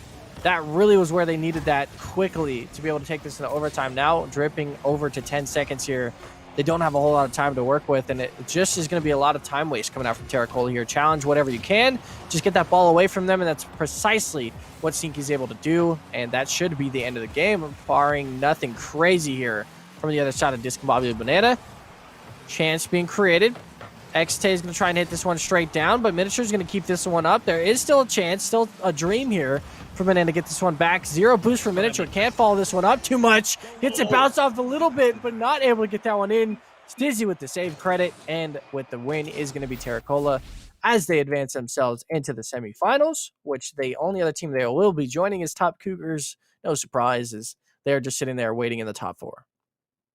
Yeah, and expected to, again, see the champions come back. But a good performance there from Terracola just to get that last goal to go ahead, 24 seconds to go. And then, you know, it's right there. It's on the cusp of being able to be a great Rocket League clip, to be able to come back, tie it up, send it to overtime. But as you mentioned, 0 boost there. They just couldn't do anything from it. We can take a look at the replays of that one and how Terracola ends up moving on to the semifinals. So bananas have spoiled. It's going to have to be banana bread for dinner, unfortunately, for the discombobulated squad. But it just, from the perspective of it and kind of watching what Terracola was doing, they just seemed in control, controlled the tempo, the pacing, the momentum of the game. There's a couple of moments where things got a little crazy, a little hectic, and it felt out of control. There was a few moments where all of a sudden it's just a demo after demo after demo. The bumps got real messy, real sloppy there in the middle as well. But either way, it might have been ugly, but they got the win. Yeah, like you said, it was a very just odd couple of sequences in game number 2, especially here, that we're going to be watching. It was 10 seconds, there was 2 goals, and then another just random goal. I mean, that was a beautiful shot from Stizzy as their second goal comes through, and then XT was able to just bring this one nicely from the corner. And then from here, it was just a lot of bumps, a lot of demos, pretty much a drought for both teams as far as scoring goes, and then a really bad mistake there leaves the goal pretty much wide open for Stizzy on the other side. But Phantom punishes once again off the team bump from the other side. So, I mean, going into the semifinals, in these replays powered by Microsoft ATL, it's like, can this team not make those mistakes going to the semifinals? Because you're going to be facing a lot better teams now. Not saying that Discombobulated Banana wasn't a great team, because they obviously showcased that they had competition level to compete, but Now you're facing more than likely Pastizzi, Top Cougars, and that third team that we're still waiting on. But these are the type of teams that you can't really make those mistakes against because they are all very, very good players. A lot of team coordination, played together for probably quite a few weeks, maybe months at this point, to try and get this team gelling a little bit. But you can't really make those similar mistakes going into the later stages, especially now. And going under the presumption that you see Pastizzi, who we're going to be spectating here against Quintera, uh, watching and under the assumption that if Pastizzi moves on, Top Cougar's already there. That's two teams that have already qualified themselves to next week. So the other two teams then get the automatic bid for the finals next week. But it's still, again, like you talk about in reference to what we had earlier on, there is a giant mountain that you have to climb that is going to be either Pastizzi or it's going to be in Top Cougars, but you have to get over the foothills first to get there. And Cantera is one of those quote unquote foothills that you want to talk about, and you'll see what they can do against this so-called Titan in Pastizzi, because again, they made it to the grand finals last week to play off against Top Cougars, ended up losing that one rather decisively, if memory serves correct. But Pastizzi's just gunning back for that because I'm sure they want more than just the second place prizing. Yeah, I think so too. I think they want to at least take a week down and obviously already qualified for the finals, but they'd like to have that extra chance here this week to try and continue that momentum. And looks like we're going to be going into another quarterfinals matchup here. Pastizzi versus Cantor AMX is going to be the next group, which is like we're talking about. Pastizzi, that team, that one of the top two teams going into this whole tournament, going to be finally able to see how they play in this matchup here in the quarterfinals. And this is going to be an EU and a switch off. So do have that server switch once again, unfortunately, in that game 1 to game 2, but game 1 is going to be on EU right away. So Vela, Bungie, and the crew going to be trying to look to start this series with a game advantage in their hands. And that's in a perfect world, right? Because a point that I touched on with Bass last week, Vela and Bungie, watching these players, and we've seen them play, they just seem like one of those teams that, like, if you do get in the mental, and to touch on the point you brought up earlier, they seem like a team that was able to psych out themselves pretty easily. Right. As soon as something goes wrong, it's just all of a sudden a chip off the old block, and then the whole thing just comes crumbling apart. So if a team, an opponent like Cantera might be able to do, just get a little bit of tilt in, it's going to be just enough to be able to throw off Pastizzi completely of their game so that they just don't have an answer. All of a sudden, there's just like infighting going on. They just don't have the rotations, the communications all off, everything's skewed. So we'll see what the matchup is going to look like as we get underway with our next quarterfinal matchup between these two. Because again, with Pastizzi looking to fight back into the finals to make up a little bit, and something we touch on at the very top of this tournament, Pastizzi and Top Cougars on opposite sides. The only time they're going to face each other is in the grand finals. So if they want to get that sweet revenge, they got to take care of business here and now. Yeah, they do. This has to be the game, especially the first game of this NAU switch. They have to make a statement here. And now Jake is going to be their third player, so he makes it nice and simple for us. We know Bungie and Vela very easily, but we got Jake thrown in there. Vela is just by himself in the back of the net, able to recover very swiftly and then just kind of backflip back into this once again. Is nobody there from Cantor AMX to be able to stop that from ever being developed. So that is the first goal, once again going over to Pastizzi's side. And we'll see what is going to be the case here. Looks like a potential Mexican team. I saw the Mexican flag there for Cantor AMX, and it would be quite a bit of distance from the servers to EU. So I'm sure they're not exactly used to playing on these kind of servers as well. But like we said, both teams have to go through it. So it is one of those things where if you are able to try and at least stop the bleeding a little bit, you should be able to have a good chance going into the second game. Yeah, just got to find a way to be able to deal with it, get accustomed to it relatively quickly, and damage control until you do get used to it. And to only give it up one here in the first 60 seconds is manageable. It's something that we saw last week as well from this team. We know Bella is good between those two, but watching what Jake can do is a very interesting asterisk added into this, because Jake is very capable of their own rights, but was also a player that is like a difference maker. Because if Jake really doesn't show up and does not perform and help the team out, then we've seen Pastizzi struggle a little bit. So looking very closely to see if Jake is going to be able to step up, is going to be able to make an impact here in this series. Yeah, it should be able to. I mean, he should be noticeable. Obviously, when you're playing with two guys like Vela and Bungie, it's like that.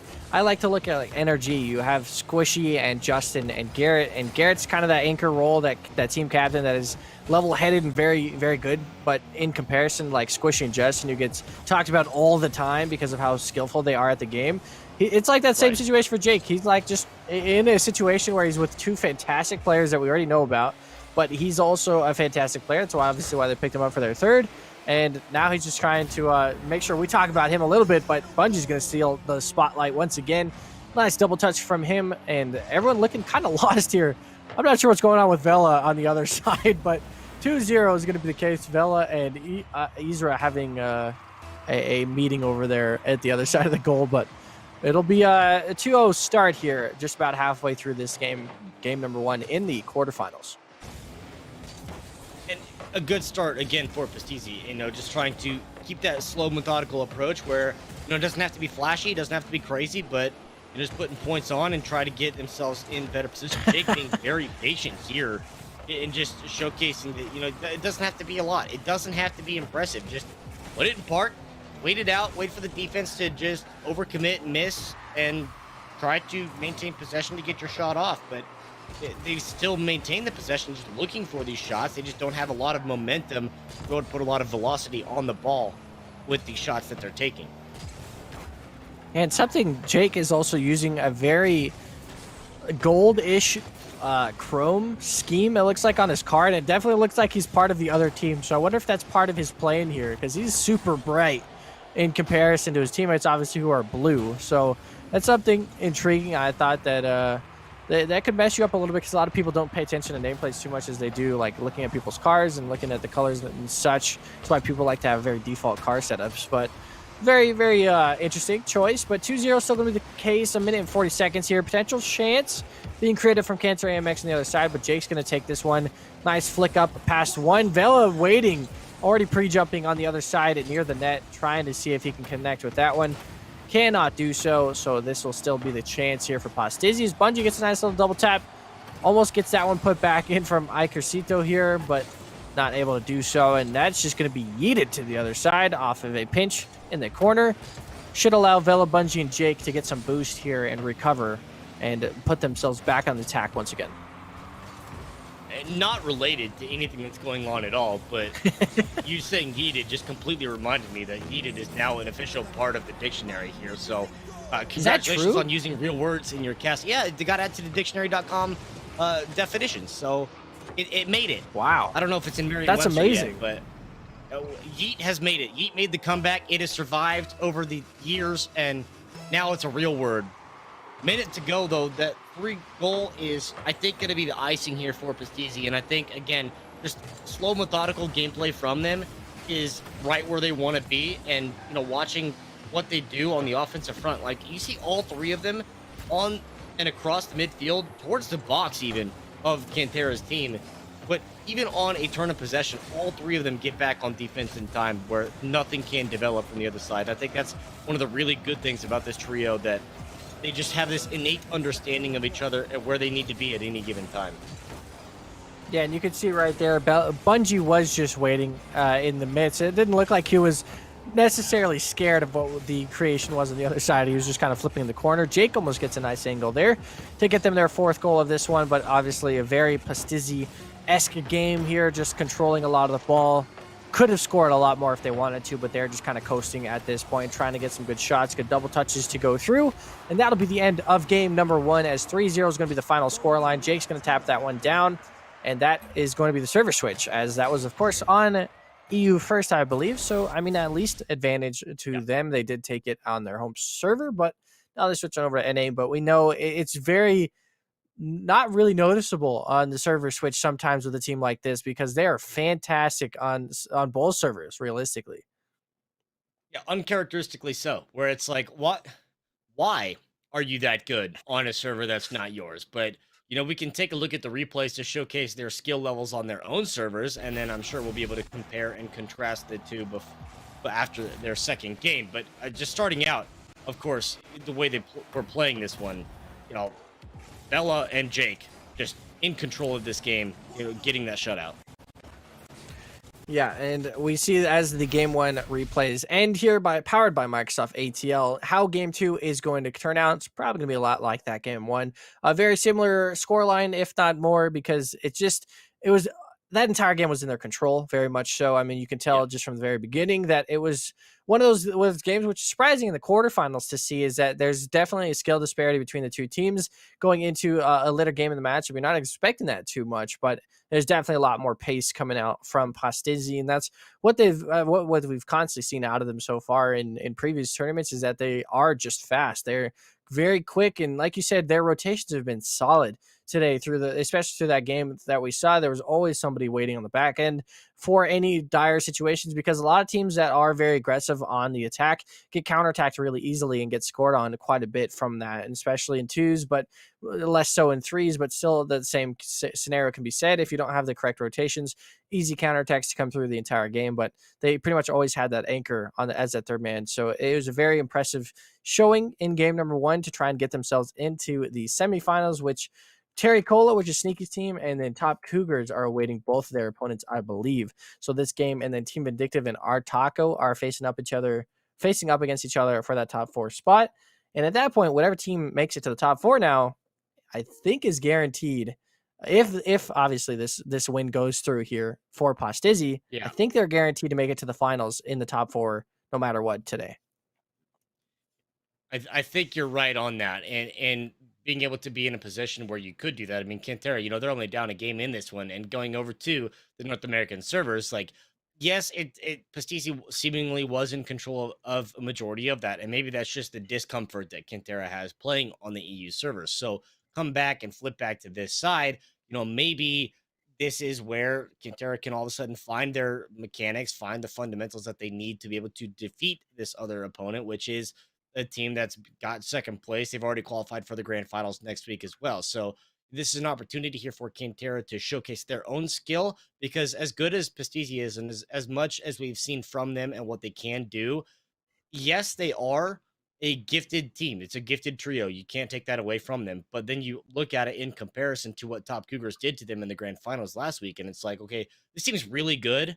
But Top Cougars is just something else. And I think that this is in the perspective of if Pastisi wins this series to go on to face off against Top Cougars eventually, Pastisi's not doing enough. I think they absolutely have to step it up and play out of their minds, not only in this series but the next one and the grand finals.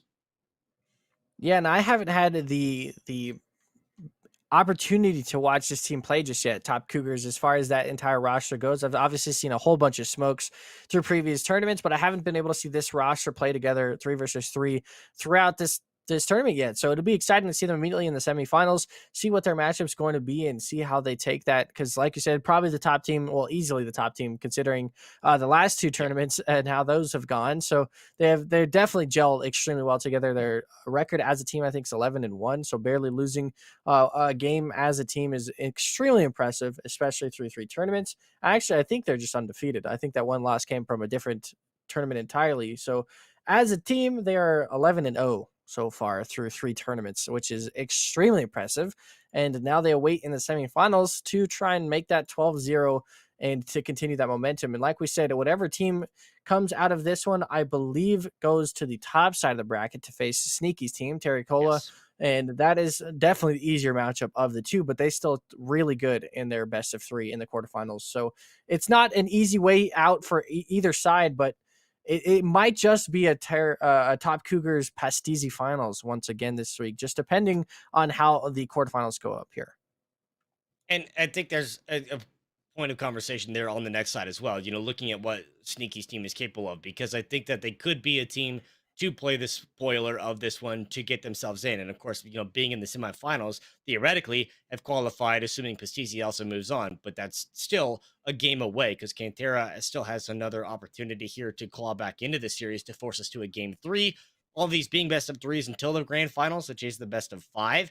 But I mean, the way Pastisi played game 1, you can expect that potentially have the same levels of success just because we know what they can do on the NA servers, regardless of them being in EU. But, watching what we saw from this one, I think that looking at Cantera's perspective, you really got to just be able to disrupt the team because we saw how in tandem the trio of Jake and Vela and Bungie were, because all three of them could go across the midfield line and get into the attack, and immediately on loss of possession would turn right back around. So I'm looking to see if Cantera can realize that, take advantage of it, go for a demo or something to try to get a 3-on-2 fast break or something like that before the respawn comes through.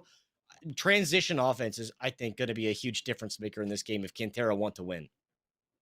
That was my exact point as well. I think bumps and demos is going to be huge to try and offset that situation. Like you said, they're just so good as a team. If you can disrupt it at any point, just slightly with a bump or a demo, it messes up their rotations quite heavily, especially if there's two players fully committed on attacking. You get that third player back and suddenly have a good counter attack. Those two players have quite a bit of ways to go, and they've obviously been beaten quite heavily in the air. So if you're able to create something on the ground through a demo or a bump, then it's a lot easier for you to try and create something going forward. And that's what Cantera needs to do to have a chance to get over to game 3. Then they obviously need to keep this low scoring. I don't think there's any way they can outscore the likes of Jake, Bella, and Right. Bungie, because they're just constantly on attack. But if they can keep it low scoring, keep it 1-1 at least a little bit, then we'll see if they can continue to bring that into that game 3. But of course, the winner of this faces on Terry Cola, and that is a very difficult team. We've already seen them. We did see them have a pretty tough run against Discombobulated Banana, and there was some mistakes that both teams had in that series that could be capitalized on in the semifinals. And that's what intrigues me the most about teams going into the later stages of tournaments is, can they start to realize and can they start to actually adapt to those teams that are making mistakes? And looking at it in the point of view where, defense wins championships, but at the Right. same time, like, you don't want to spend the entire game on defense because that's just far too much pressure to deal with. You want to be able to find an outlet, find a relief valve to go to the other side. And watching what Cantera did, they were kind of playing a little too much time on the defensive front. So that's why I put so much emphasis on what they can do in transition to go from one side of the field to the next.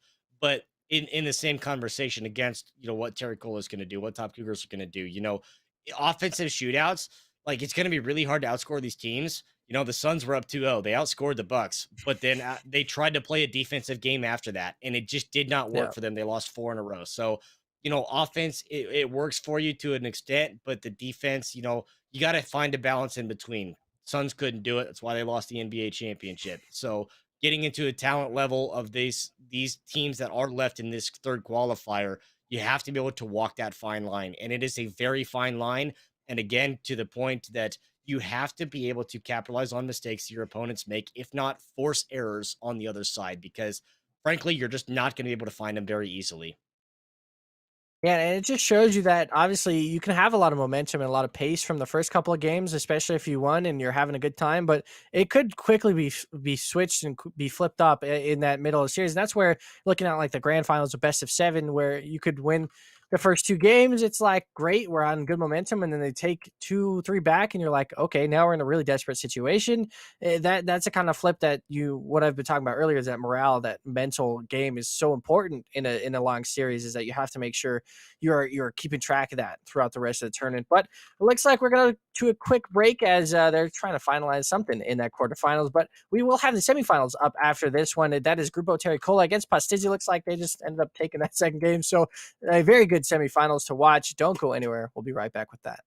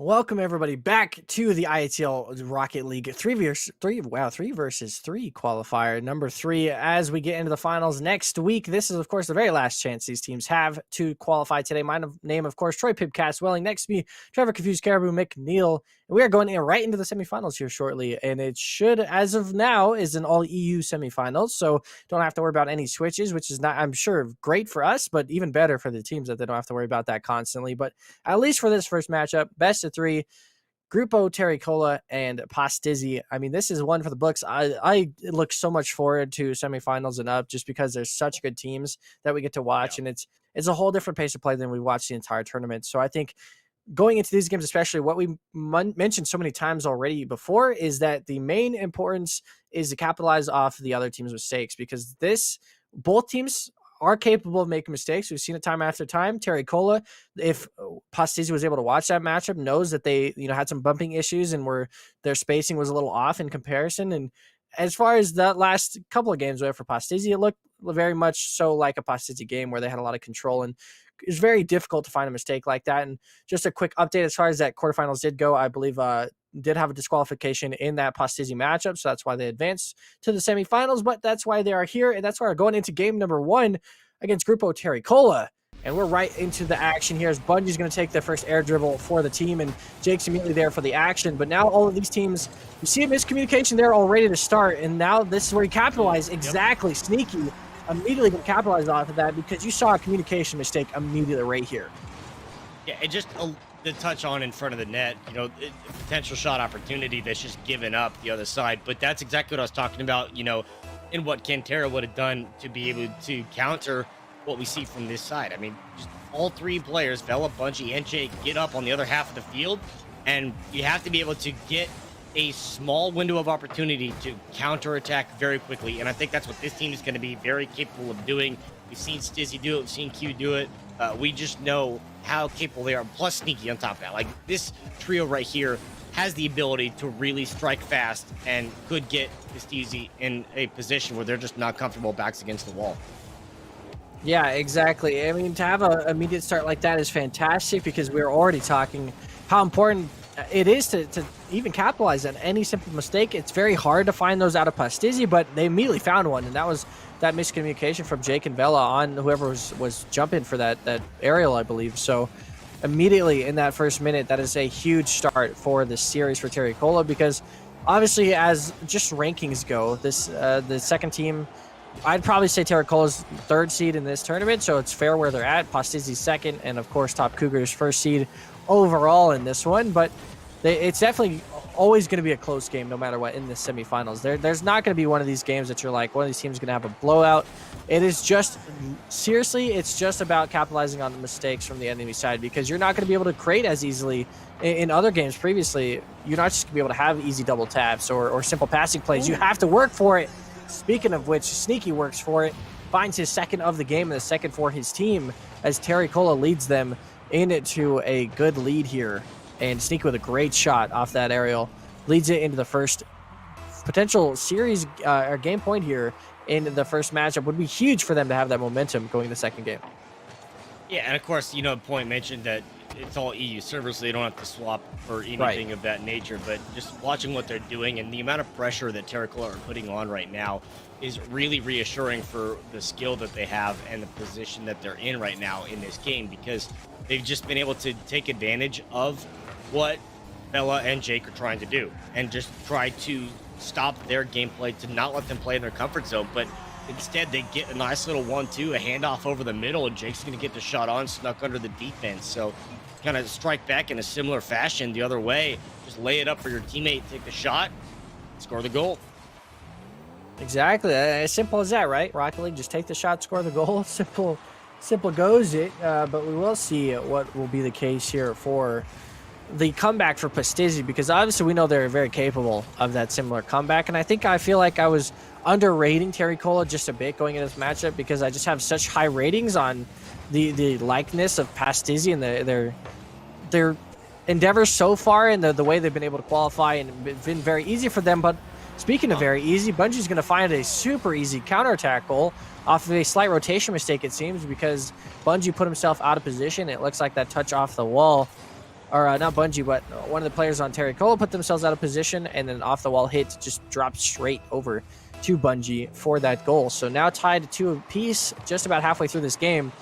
It's just been based on mistakes. We haven't seen anything crazy so far from either team. It's just been a couple of small mistakes leading to goals, and that's exactly what I think this first game is going to do for these teams, is realize, like, hey, we need to tighten up. We cannot, this is not the series anymore like the previous ones that we've been able to have those mistakes not be punished.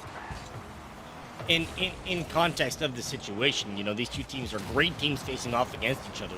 The series could go either way. It's almost to a point of a mirror matchup, right? Where the goals that have been given up, save the odd goal out here, as Jake's able to just snag this one out of the air after a great challenge at midfield, and the respawn just doesn't come soon enough. Defense can't get up. Stizzy just doesn't have the time to challenge. But, you know, it's been mirrored goals. You know, a counterattack on the blue, a counterattack for the orange. A passing play on the blue, a passing play from the orange. Now you have the lone goal out where Jake's got that goal there. But these two teams are just so similar and so like-minded in what they're doing here that it's going to be a great series. But you just have to be able to make sure that, well, you don't show your hand here, because there's still another opponent that you have waiting for you for whoever wins this one to get to the grand finals. Yeah, and it's not going to be an easy one whatsoever. You're going to the grand finals, of course, through a 20-plus team tournament. It's not ever going to be easy, especially the teams we've already seen before, like Top Cougars on the other side of the bracket. Great pass to Bungie with a decent shot on net. Gets saved rather simply, though. And now we see a good challenge there from Jake. It was in an awkward position to try and take that one off, but was still able to get that challenge and get that one out as Bungie's able to clear it from the corner. And now chance once again potentially over for Plastizzi here. Jake missing the pinch off the wall. Potentially leaves his team in an awkward spot, but Bungie and Vela immediately there on the rotation. And this is what we're already talking about in that quarterfinals, is that their rotations are solid. Even if one of them misses, like you see Jake here, never mind. No one's there to help him out a little bit, as Stizzy gets him over all 3 of them and ties this game back up with a minute left.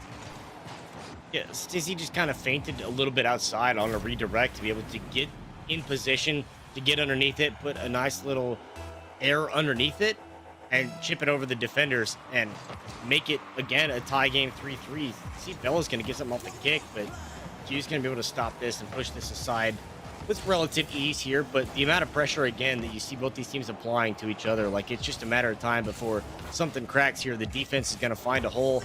Jake's there to get the nose on and save this one, but with the way possessions have just gone for both of these teams, any given moment, any given counterattack, any given offensive attack, anything could happen. Yeah, especially with 30 seconds left in this one. That's still plenty of time realistically in Rocket League terms to try and score a goal, maybe even 2 from either side. So you have to be careful defensively as much as you do trying to create offensively here in the last 15 seconds, because you're totally fine with this going to overtime, but Jake is going to stop that one from escaping that potential fear of losing right before overtime. As still a lot of these last 30 seconds has been heavily in favor for this team. It's top right quarter. Stizzy's not going to be able to get that one slotted in. So first game, we're looking at an overtime potentially. Ball still up in the air. Jake's going to hit that one down. Sneaky's going to keep this one up to midfield. And that ball is just going to go slide right in between 2 players. So this is going to be overtime in game 1. Very much expected in the semifinals. That was such a good setup there right at the end of overtime, where Terricola really could have had a phenomenal opportunity, just waiting for, if Sneaky gets the nose on of the backflip, you try to get it in, and you saw Q just streaking in from midfield and had all kinds of momentum behind him, just trying to put in a position to get the shot off, but instead, ball just hits the ground, and now we go to extra time, which, as you said, expected between these two teams. A virtual mirror matchup between them, and what else are you going to get besides free Rocket League? Yeah, really though, you're just getting a lot of really good Rocket League at this point on, and as we see that amazing save, but Sneaky almost hits crossbar and out, but instead crossbar down, as that is going to be the go-ahead and the winning goal in game number 1 here for Terricola. Jake hitting it awkwardly off of Bungie, his own teammate. I mean, Jake had a fantastic save, and Bungie was there to potentially save that as well, but just the awkwardness of them, of that just hitting off of each other there in net leads to pretty much an open shot there for Sneaky. So it just hits that top right. And that is going to be game 1 in advantage of Terricola, which I probably wasn't going to give them game 1 on how everything was panning out. But let's go and take a look at the replays powered by Microsoft ATL for that first game. 7 goals in total going into our first overtime of the entire stream. was a fantastic game to watch. Yeah, and I think it just same on both sides. You saw the first was just a counter where there was no one on the net. That one just a passing play up for the teammate, another passing play there on the other side. And then the next goal is going to be a counterattack again where the team just had a rotation. Bungie gets a shot on, open net. And then after that, it's just the individual skill. Jake with the challenge at midfield to be able to step up and put it in. Stizzy there putting on the moves to get the chip. Plus this overtime goal. Again, like as you said, just a little bit of a miscommunication there in between, what's going on in the defensive zone. But an initial save that was really impressive. But after that, it's just an awkward, out of position sort of situation. But you always know and can expect that there's going to be someone somewhere in the forward third just waiting to strike, waiting for that bounce. And that's exactly what they did to step up, get that go-ahead goal, and take the first game. And I would be inclined to agree with you. I didn't expect Terracola to do something like that. I knew it'd be a close series. I expect probably a 3-game series, but I probably would have favored Pastizzi initially. Yeah, I would too. I mean, obviously it looked phenomenal and have looked phenomenal for many qualifiers so far. So you already have to give him that. And Sim Sneaky's had his fair shining moments as well with Smokes and with other teams. But we just already have so much hype, obviously, going into this one as far as this team goes. Definitely easily rated the second seed in this tournament. But I think that first game was very showing and very telling for both of these teams. I think that was an important game for both of them to get out of the way. Obviously, Pastizzi's not as happy with that loss, of course, but both teams made a couple mistakes in that game that they really need to fix in this second game here, especially how early that miscommunication started with Vela and Jake. That can't happen in a game like this. You saw some positioning errors from Terracola that led to an easy counterattack. Just simple as that, but these have to stop going into the rest of this game. I mean, you don't have much room for error. I mean, it's a best of 3 semifinals.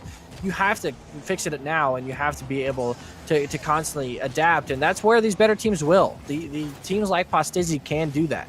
We'll see if they can do it in this game.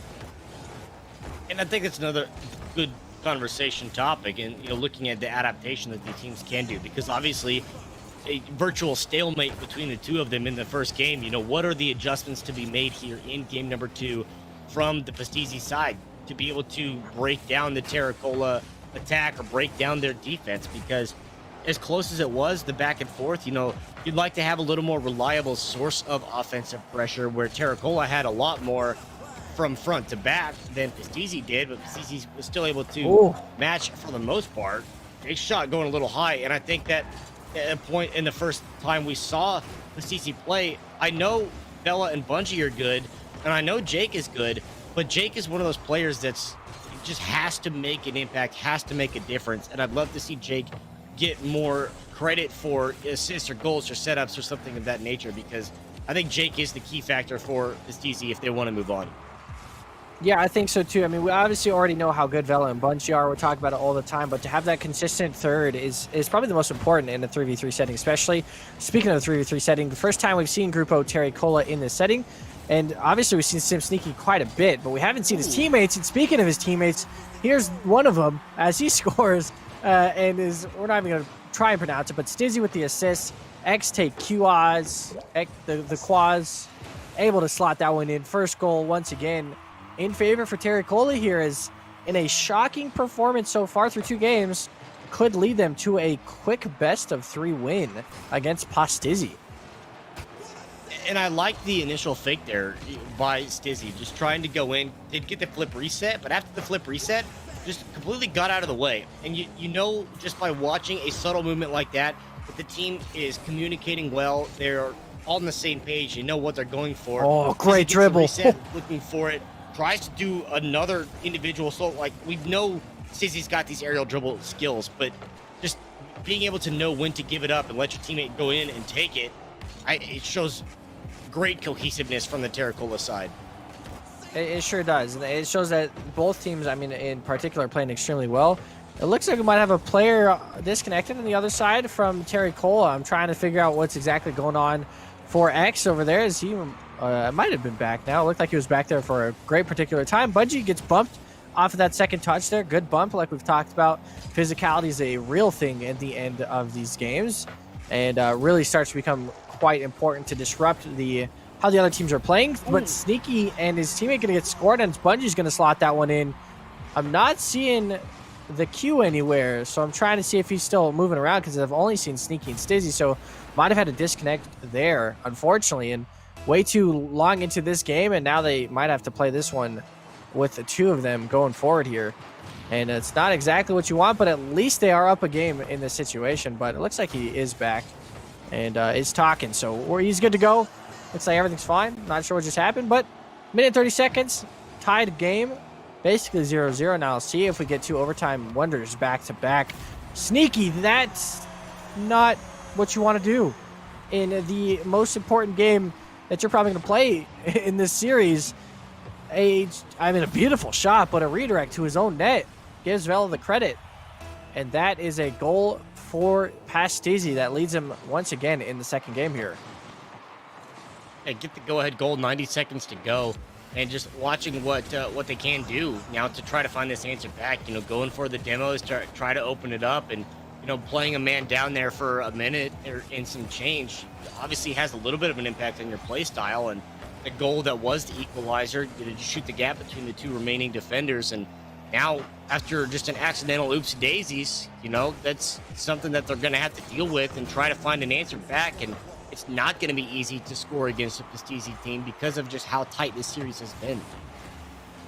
At least one bonus is that one of the Stizzys is going to win. Whether it's Pastizzi or the actual Stizzy, there is going to be a Stizzy in the finals. So that's it's a fun note. But so far, it is looking to be a very, very insanely close series. And like we were already talking about, that is so unfortunate that Sneaky, and in a tied game, in an extremely important game itself, slots it into his own net off a redirect. That could be a chance, though. Sneaky coming back with a redirect off of a pass from his teammate. Able to get this one back for his team, and all morale is now boosted as they bring this one back. And completely, Sneaky's out of the question now. Saves it back for his team, and now brings us back with the tied game with the 30 seconds left. Terry Cole is still on the edge of winning this best-of-3 semifinals against Pastizzi. 4 opportunities there with shots on, and Stizzy there with a phenomenal save. Make it 2, ensuring that they're not going to go down a goal here. Stizzy doing everything and then some, but the initial attack from Terracola on their tying goal was such an impressive performance that you just can expect that they have to hold on to this the way that they're doing it. But watch a triple touch off the wall. They just can't get it the closing seconds, but sigh of relief, now go to extra time. Yeah, this is like insane between these, and you couldn't ask for a better series between two phenomenal teams. Yes, semifinals really paying out. Second game in a row of overtime. Grupo Terricola looking to try and advance themselves in the grand finals, and a quick best-of-3 would be something quite insane. Not really expecting going to this one. Easily thought a 3-game series, but still could have that chance here. Stizzy with an immediate shot on goal. Good challenge from Q, is able to at least keep this on their side of the field, but Bungie and Vela and the Co are trying to push this one straight out the other side. Vela's gonna have a decent touch, but no boost, meaning that it's gonna be a lot of control for the other side, and Terry Cola is gonna find that slot in, and that is going to be a 2-0 in the semifinals for Terry Cola to advance themselves. And just a phenomenal performance from this team. Q plays the hero. The game crashes and then is able to come back to get the go-ahead in extra time. What a comeback story that one is. A very brief comeback story, but nonetheless, 4 pages long. And, well, you're gone and now you're back and you won the series. Good job. You're moving on to the finals. But, watching what Terricola did, especially with that tying goal, was just so impressive. And fingers crossed it's in the replay package here. We'll take a look at some of those from the series, because just what a great showing. And of course, all of our highlights brought to you by Microsoft ATL. But looking at what they were able to do back and forth, again, just the mirror match of game 1, it was just the same back and forth. But that tying goal where they had 4 opportunities, that Terricola had 4 opportunities to take the shots on, and they would just leave it up, and everybody kind of just had that innate understanding. Again, the communication on point there for Terricola, and they left it hanging. And with literally 0 boost, he's able to get the nose on, to get the touch, to get over the defender. I didn't think he had enough juice in it left to be able to get up there to tie the game, but just enough to get up, get the goal, send it to extra time, and then eventually go on to win. Yeah, just a phenomenal performance from both teams, really. There was a couple of slight mistakes in game number 1 that really showed themselves and immediately got them scored on. And then, of course, Sneaky right here this is where, all morale is, Oh man, One. no way we're gonna lose this game off of an own goal. But then gets a huge goal within the last 30 seconds to get them in overtime, and obviously, overtime gods so far from what we've seen. The 2 games in a row in overtime able to score. So even if going to the grand finals in the best of 5 against potentially probably top Cougars, but we'll see who it is going to be in that scenario. But overtime looking good for them, which means a lot, of course, as far as the team morale goes and the presence of that team is that they are very level headed and they seem to be very good, not budging with each other too much. And it seems like they definitely improved on themselves a little bit in that second game for sure. So I think they're happy with how that game panned out, obviously, with the win at the end. And it was a little bit messy as we were expecting from the first game in terms of how the slight mistakes were capitalized. But now going to the grand finals, potentially, they have all of it to work for. And I mean, they're extremely happy with that, of course, getting into a pay position no matter what now at this point. But our Taco and Top Cougar is going to be our next semifinal matchup here. And this is going to be an all EU semifinal as well. So luckily enough for all the players, everyone EU from here on out, it means good news because no server switching makes it a lot simpler, a lot faster. So I'm happy about it. But now we get to see our Taco for my first time, see how they perform. Farmer, Kiyomasa, and Advancula is gonna be that team of 3. So be excited to see if they can take top Cougars in probably their peak form. Yeah, and a very interesting perspective to come into this because we saw Vindictive play, we saw what Caribou and company could do. Unfortunately, Caribou didn't move on to this one, but in lieu of, I'm here, so I guess if as long as one Caribou's here, we're good. But yeah, we got more than one car here. My truck's not, so we're just going full circle here with this whole thing. But coming in to face off against top Cougars, obviously this is going to be a challenge.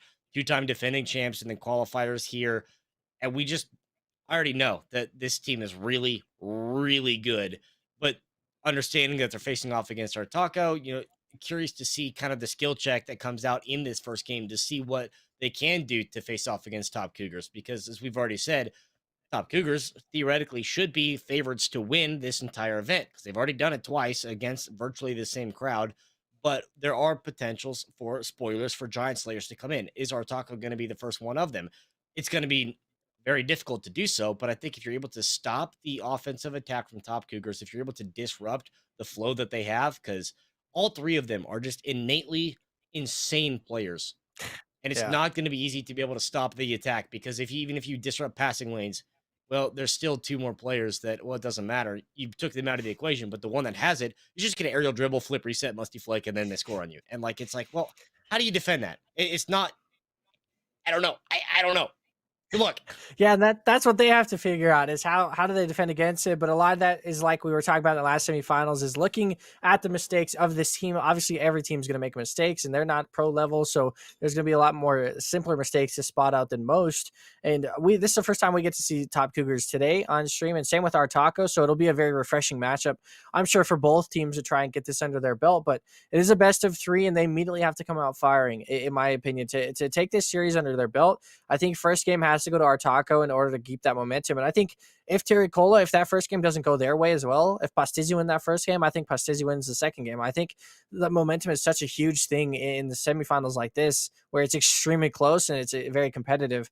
I think just those simple swings and change of morale and pace could suddenly off change how you play a lot because if you have that first game under your belt, you're like, okay, the second game we can play a little bit more aggressive, maybe play a little bit different variant because we have that game advantage. We can lose a game if we really need to. Obviously, you're not planning on losing a game, but it definitely changes your play style when you're down a game in comparison to when you're up a game. So I think this first game for our Taco is going to be really important. And the same perspective of, looking at where everything is because of not only just what you have to do in the first game, but in this a topic I briefly touched on way, way back in the show, winning the first game is so much more important in the best of 3 because you just have to be in that position where you don't want to be back against the wall on series point going into the second one. You can't play so conservative to get a feel for the opposing team to just give up the first game because after that, you're like, well, now we have to win the rest or else we're just done. So there's a lot more importance in a punctuation on doing very well in the first game to be able to step up. And it's not going to be an easy task against a team like top Cougars, but if our Taco is going to be able to do so in this first game, I would say that there is a decent chance that they could build the momentum from there and kind of get in the heads of top Cougars because top Cougars, again, point made earlier, everyone's got their eyes set on Top Cougars. There's a target on their back. Everyone wants to beat the defending champions, and well, who else is going to do it right now besides our Taco? I mean, it's a true point. I mean, this is the case in point to do it. Obviously, Terracola is really excited with the way they're going into the grand finals. If this is semifinals goes as expected with Top Cougars taking it out, Terracola is really looking at their hardest competition yet. But I mean, they've already faced probably some of the hardest competition we've seen so far in this qualifier. Discobob Banana looked really good.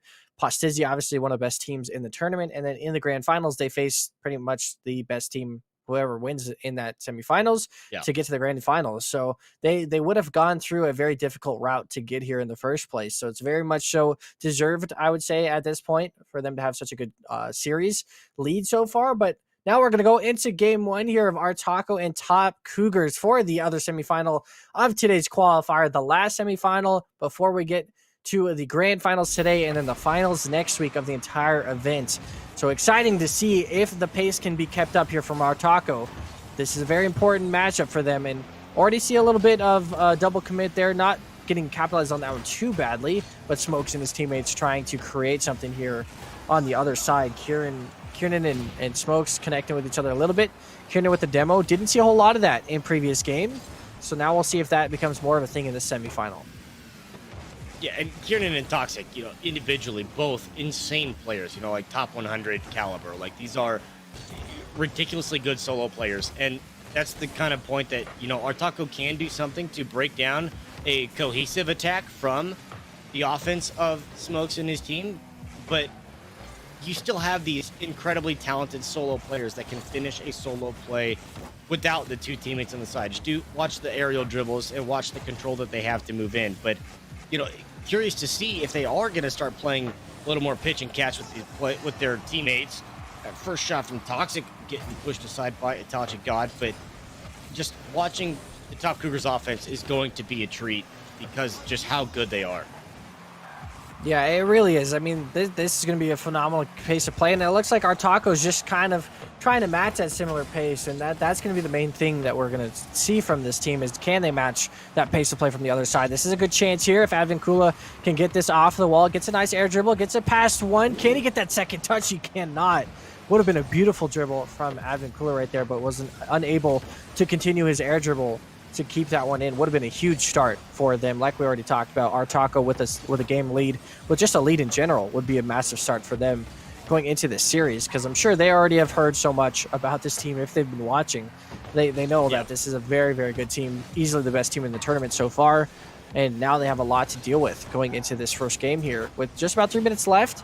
Nothing crazy to happen between both teams yet, seeing a couple demos here and there from either side, but no insane attacking presence from either side. It's just been a lot of midfield control that's been the case. And something we haven't talked about yet is boost control, especially in 3 versus 3s, where the entirety of the game could be determined. If you can boost starve the other team in their corners and take midfield when you can, you have a lot of potential possession to have in this game. Yeah, it really helps with your being able to control the momentum and the tempo as well, because all of a sudden you can just go so much faster than the other team. Smokes just gets the shot on, sneaks it inside the left upright to get their first goal scored of this game. And I think a point I was going to bring up is, from the Artaco's point of view, going 2.5 minutes without giving up a goal, really reassuring in the sense that you're kind of going blow for blow here with Top Cougars. But I feel like Top Cougars are playing slower than what they could be doing, and I think that there's something lackluster on this side, and maybe Top Cougars have just been waiting for so long, because a point very briefly brought up earlier on, it's one of those curses of moving on in the next round so early is that you have to wait so long for your opponents to come through. Top Cougars was the first team in every round to move on to the next one, so watching them sit around, maybe getting a little cool, and this is the time period where they're trying to warm back up again. Yeah, I mean, this is definitely the first game.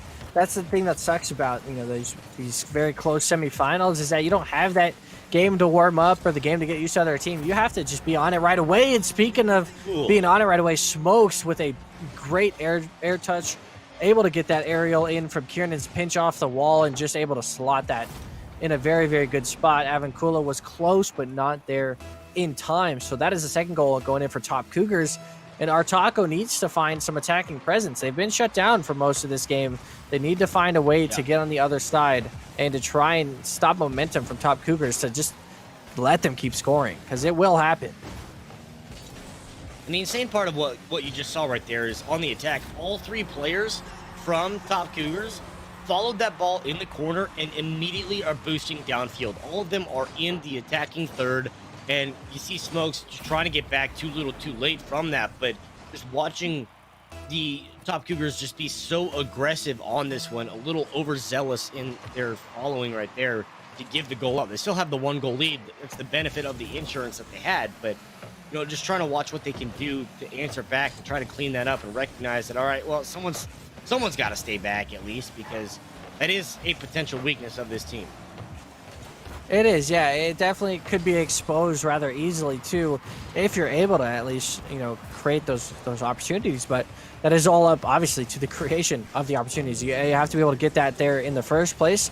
Artaco's been playing phenomenal defense. So, I mean, the 2 goals against this team in 4 minutes of time is pretty phenomenal. And obviously, to get this back within 1 is even more important of a stretch for this team. So now they have that extra chance within 45 seconds here to get this going. And of course, we're going to keep talking about like Artaco being the underdog here, is because we haven't seen enough of Artaco in comparison to Top Cougars, because we've seen so much of Top Cougars. We know how good they are.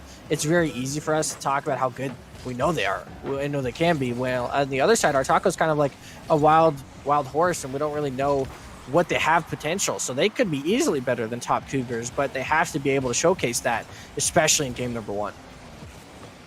And I'm going to give benefit of the doubt in the sense that what Artaco is doing right now is impressive in its own rights, because we saw Top Cougars playing Pastizi and just 5-0, 6-0 in commanding victories against a really good team. And Artaco here held them to 2. It's a 1-goal separation, 0's on the clock. They're on the right side of the field if they get something. That ball is dangerously floating, but able to keep it away from the final touch to get in. But a 2-1 victory to Top Cougars is at least a breath of relief. Okay, we got out of the first one. It wasn't super clean. We still got the victory, but going into this, take notes onto what they can improve. A little overzealous on the offensive attack, as I said, and just trying to find what they can do to change and adapt going into the second game to make it a little more convincing, because that's, I think, probably what Top Cougars wants. Yeah, I think so too. I think they want a much simpler game too, obviously, as far as that, and that's just in general, whether it finishes 1-0 or not, as far as it's easier than that game 1. We have a little bit of replays for that first game powered by Microsoft ATL, of course. Not a whole lot of craziness to go on in action of that game, but still a couple of great goals nonetheless. And a couple that was based on very simple mistakes and just some great shots by Smokes, essentially, is what this came down to. Kieran with a great pinch off the wall to create that in the first place, but this was just a rotational error, could have been saved. Same with the first goal that ended up being the case here for Top Cougars. It goes both ways. It is as simple as rotations go down to the end of it. So that's where realistically these teams going in game 2 just slightly fix those up a little bit. Obviously, rotation is not something you learn in a day or learn in a game especially, but it's something that they have to constantly be able to work on. And game number 2 is where they're going to have to show it, because it was still a very low scoring affair, which is good news, I think, for Artaco in comparison. So I think that's going to be the most important thing, is if they can keep their defense up in game 2. I think that's a great point, in the sense that, looking at what Artaco did in that first game, they were comfortable enough that they could slow down the offense of Top Cougars, but Smokes is not having any of that here in this one. It took him 3 seconds this time to get the touch on, to get the shot inside the right upright this time. Going to switch sides over to the right side this game, but an early go-ahead goal for Top Cougars, I think, is a little bit of a statement for them, because I think that they could do a lot better than what they showed in the first game.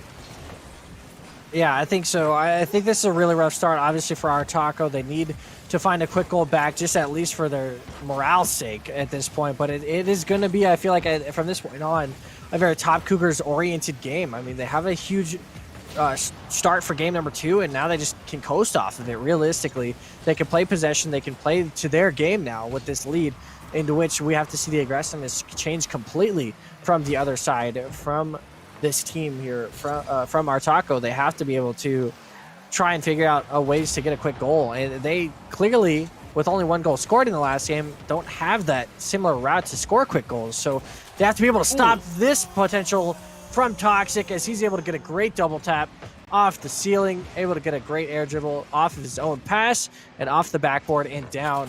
And that is the second goal here to lead Top Cougars 2-0 in game 2. I think it's a safe bet. Toxic went and saw Space Jam 2, because that was a pretty clean dunk right there. Just to be able to get that one in and give them that insurance goal, under a minute into the game, and already offensively doing better for Top Cougars, because just outright, we know their offense is capable of more. We know that they can play faster, that they can up the momentum and do more of offensive production that they just didn't have in the first game. So I think, again, attribute it to the sense that it was a long pause between their last series and this one, and that's why they weren't quite up to par on this one, and they just don't have the familiarity with our tacos, similar as us, as we don't have the familiarity with them. But now they're starting to get an understanding of what they need to do. They're already a game up. The Top Cougars, I think, are right where they want to be. Yeah, I think so too. I think Top Cougars literally can just coast from this point on. I mean, they have plenty of time, though. That's the worry here for Top Cougars, is there's a lot of time for our taco to create. The only issue we've seen so far is the creation from our taco has just not been there. They just haven't been able to easily get to the other side of the field and make something happen like we've seen constantly from Top Cougars, which is why they are such a strong team, because yes, they've had a little bit of small rotational errors, but they can constantly keep you on defense, and that as a team is so important and so hard to do, especially in something like Rocket League, to where you just are in boost control no matter what, and just in game control, as we see a shot go just a little bit wide there, saved by Yee in the back. And now this is where our taco, they have to create something here. It'll pass a little bit too wide, though. Tachi no boost means that pass is just kind of wasted there. That's what I'm talking about. You have to be able to make those kind of chances into something, and that's just what our taco has yet to be able to do in this game. Yeah, that ball just getting away from you just a little bit to not be able to control possession to go through. But, watching what the trio here from Top Cougars can do, similar to the point made between Bella and Bungie. We know Smokes is good. We know Toxic good. I'd like to see a little more, I think, team play between the three of them. Because, as I said, individually, all three of them are superstars. But I'd love to see a little more team play between Top Cougars, because I think that they're just on the precipice of how good they actually are. And if they got these passing plays off, if they were able to be a little more efficient with their offensive play to get everybody included in the plays, I think that they'd be so much better off. Yeah, I think so too, and obviously that also hugely comes down to positional awareness, as well as just having the creativity and the opportunity to do that, and that's something we got to give over to Top Cougars as well. As we say that, oh no, probably the most crucial attacking chance that we've seen from our taco gets just wide, as that was almost a three-man play there from our taco, but Advin Kula couldn't quite capitalize on the finish, so that therefore is not the start they needed, but they do get it back eventually in the next couple of seconds there. Advin Kula on his way back touches this one down, and Tachi's gonna get that one off the backboard, and Advin Kula in, just being able to get that one. Smoke's not in the greatest position to save that, so it does put them back within one. Once again, that 2-1 scoreline that we saw from game one, but plenty of time still to work with here for our taco to try and make that creation happen. Yeah, had just enough boost as well, just to be able to get up there in front of the defender, and that's all it takes right there to get them back within the one. And again, where the insurance goal comes in, you're feeling a little more comfortable about that. But again, still 60 seconds, just similar as 3.5 minutes is a lot of time. They're already threatening to strike again. Advin Kula almost got another one, but got pushed aside. So that our taco's got the capability, but this is the point where the nerves kick in here from what Top Cougars can do, because they're just putting the pressure right back on the other side. Yeah, now we see with 30 seconds left, this is a lot of potential for the our taco side, but they just haven't been able to create like Top Cougars have. And on the other side, I mean, it's a 2-1 scoreline once again. Our taco's done great at keeping them low scoring, and obviously Top Cougars, great job at keeping it 2 goals in 2 games so far. I think the average in competitive Rocket League, I think, is a little bit over 2 goals a game. So, I mean, as of how this goes, both teams are playing great defense, but It's the offense that really matters, and it's the offense that lost our Taco this series. They just couldn't quite get it together and outscore the likes of Top Cougars, which advances them and gets them to the finals. So that is going to be the end of that series. Another best of 3 out of the way swiftly. And now Grupo Terricola looks to the finals with Top Cougars and has to figure out how to win this best of 5 because Artaco kept them low scoring, and that's what the plan is going to be in the finals as well. Yeah, and take a look at the replays there to see kind of how Artaco managed to do that. Of course, the highlights brought to you by Microsoft ATL. Watching just a very close battle back and forth. They gave up 2 goals in both of the games, the same scoreline, same across them. And I think there's, notes to be taken from this. And honestly, from what Artaco did and what Pestizi did by the transitive property, I think Artaco was a more difficult opponent than what Grupo Terricola is going to be.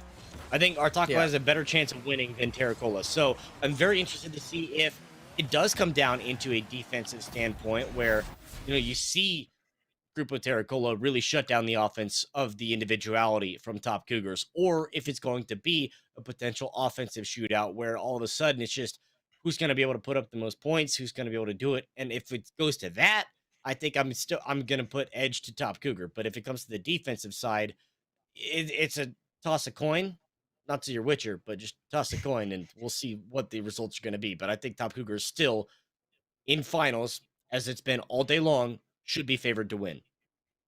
Yeah, like you said, as it's been all day long, 1 seed for a reason. They're a very, very good team. They won the last 2 qualifiers, and they're now looking for a 3-peat in the same scenario. I think the only team that in the 3 months we've done this that would be able to do so in that fashion. So it'd be incredible for them to do, and obviously sneaky. A little bit of revenge here being dropped. I don't know the whole thing between these 2 teams, but Sneaky obviously played with Smokes for a bit of time in the 2v2s and was on his team for a little bit. Now we see him on the other side against Smokes, as each one of them kind of created their own dynasties here and to try and win today's tournament. So that's a little fun storyline on this grand finals, is that these 2 teams do have some history together and that there is some potential heat between these 2 teams. But I think it really is very much so Top Cougar favored, of course, but I think Terricola, they did look phenomenal in those games. And obviously Pastizzi's not one of the teams that you're like, they got lucky, they just breezed by a bad team. That was the easily second seeded team in this tournament. So they had 2 great overtime performances, very close games, and I think that's what they're going to try and aim for. I think they're not going to try and beat them necessarily in regulation. I think overtime is what they're shooting for. I am going to disagree in the sense that I wouldn't go so far as to say they were easily the second seeded team. I think that there is a number 1 team. I think that's Top Cougars. And then I think there's the gap. And then I think it's Pestizi and Terricola. Like, they're real close to each other as the 2-3. But I think the disparity between where they're at to Top Cougars is a lot more significant. And that's why I think, again, Artaco probably had a better fighting chance to win than Terricola does. Of course, Terricola here now to prove me wrong on this one, but looking to see if they can actually step up again. Best of 5 now. So you do have this little bit of liberty where you can take it slow, game 1, kind of feel it out and see how it's going to play out, because this is it. This is the 3rd qualifier. Terricola's qualified for next week's grand finals, as well as Artaco. And already 6 seconds in, Toxic trying to get the go ahead. And I think we have 2 teams that are very deserving of those qualifying spots in this tournament. I think Artaco looked really good, and I also think Terricola has looked phenomenal. Obviously, they got to the grand finals for a reason. So I think these 2 teams that made top 4 definitely deserve it and definitely deserve a spot in the finals, which makes the finals ever so more exciting. I love the finals so much. It's so fun to watch that many good teams actually play up against each other. I mean, in a sense, like just watching competitive Rocket League just in general. I mean, on a weekly basis. So what we get to watch in those final events. So Toxic's going to get slidden past there just about as we see 45 seconds ticked by, and Toxic going to start off the demolition business as he's going to be the first one to blow somebody up. But a minute passed, no real attacking points for either team yet. It looks like Top Cougars has a potential chance here, though. Nice redirect downfield and a good touch from Sneaky just past Kiernan, but can't get it farther than the post. Really good start, though, potentially there for Terricola. Yeah, almost being able to get one inside the upright, and Sneaky obviously playing favorites for the uprights here today because of just where the shot selection has gone in between and very close to the post. But see what they can do to answer on the other side, because again, Top Cougars just don't look in form on their offensive side. They didn't look in form in the last series, and they don't look completely up to par as to what we can expect them to be capable of here in the opening 90 seconds of this game. So looking to see what adjustments and on-the-fly adaptations they can make, because I think is going to be a difference maker in the series for what Terracola can do as well. Who's going to be able to make the better adjustments to deal with the opposing team. Yeah, and we'll see what team makes a crucial mistake first, really, is where we're at now with 2 minutes gone in this game. Whichever team makes that rotational effort, or obviously we've seen counterattack goals aplenty, so that could easily be a thing as well. But I think counterattack goals also is down to rotations as in the same scenario. So I think that is still a rotational mistake if that is to be the case on a counterattack shot. Obviously, you're not expecting 100-mile-an-hour shot downfield to just bounce right in. So sometimes it just does catch you off surprise, but so far so good for both these teams. 2.5 minutes, very defensive game so far. That being said, a couple shots getting extremely close for both teams as Smokes hits the right post there and almost gets that one in. And obviously we saw on the other side, Sneaky had a similar shot. So there's been some great potential chances for these teams, but no goals just yet. Yeah, and surprising, through the 2.5 minutes, it potentially come down to a single goal as the difference maker as to what is going to happen in this game. And taking the early 1-0, as stated before, in a best of 3 makes a lot more sense. In a best of 5, you have that little extra leniency where you can give up the first game. And when it comes to be a single goal as the difference maker, it says a lot about the capability of both of these teams and bend but don't break sort of play style that both of them are currently controlling. Yeah, it's very interesting, of course, between these two teams. This is, of course, game 1 of the best of 5 between these two teams, and to see this little action between these two teams in game 1 is, I wouldn't say concerning for both teams. I would say more so concerning for Top Cougars that they just can't get a goal. They've had a few shots, but just can't get something to go in. And Terracola, like I said, I think are looking at the overtimes and are like, yeah, maybe that's our chance. A beautiful shot almost in the top right is Sneaky once again with a great opportunity there and a very good placed shot and a counterattack shot from the other side. Terracola definitely putting on some pressure here offensively, which they've been looking for the entire game. Smokes with a good touch in midfield here, trying to get this one off the backboard, but Sneaky's gonna get that out of danger. And now another chance here for Q as he's brings it to the other team's backboard, but has no boost and has to recollect himself. So 40 seconds left. No goals in game number 1 of this grand finals. Definitely not something you're expecting, but you are expecting good defenses out of both teams. So it's not as crazy as you might think. Right. I just expected probably more efficiency or more open opportunities, right? Like to be able to force a mistake and, watching what the offenses can do, because we know that they have the ability to set up the passes. We know they have the individual skill to just take a solo aerial dribble and try to get a shot on. Ooh. Sneaky going to get a nose on there to keep that one out as we hit the single digits on the countdown. But, going into potential overtime, not at 0 is certainly one of the few things I expected here. But chance here! The framework is just not top playing right. friends at all. Oh my, what a chance there coming out from Top Cougars as they were able to get that almost to the top right and in, but it bounces out with 0 seconds on the clock.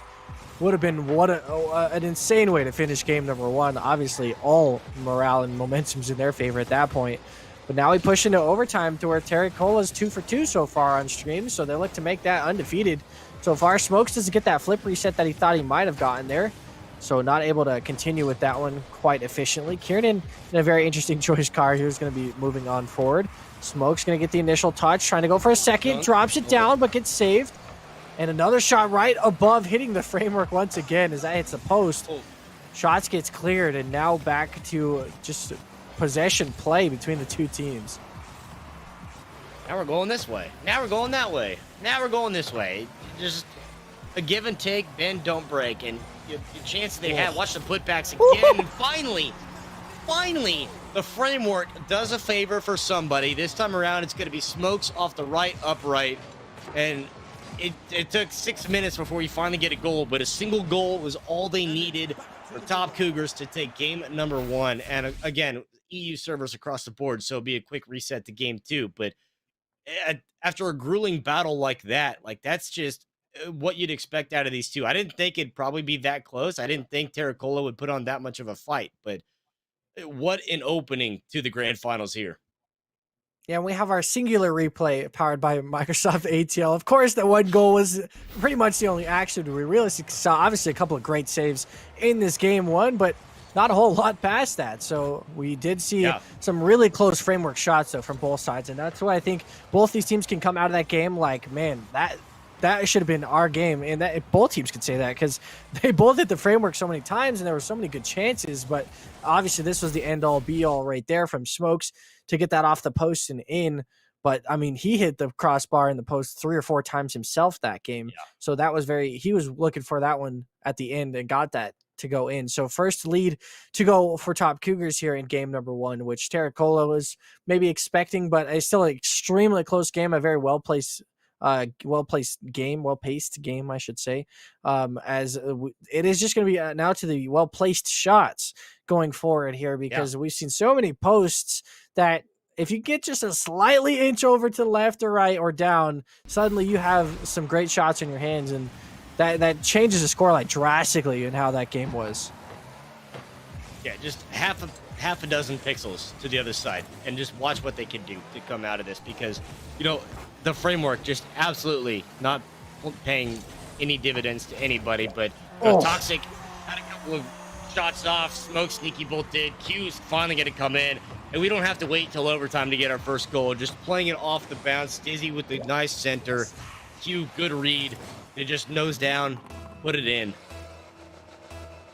Yeah, that was a very well-placed shot. Obviously, he was upside down flying in on that one, so not the easiest shot of all to be able to score that one. Almost a second chance here from Terricola. They're starting this game off with some fire offensively as they look to try and lead this one for the first time of 2 games, as they already are leading this.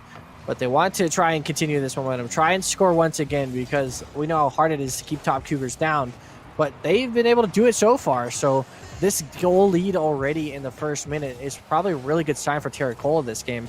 If they can keep continuing to play the way they played in the last game, that's the main concern, is can they continue to stop them from scoring this many goals? Chance here from Sneaky, but Kieran there, as that backbone so far, it seems, able to stop another potential chance. Yeah, it was able to get the bump off of the attacking player as well, so just kind of disrupt the possession and then have Kieran just step up to make that. But this is now a concerning point where you see Top Cougars backs against the wall. They can't get out.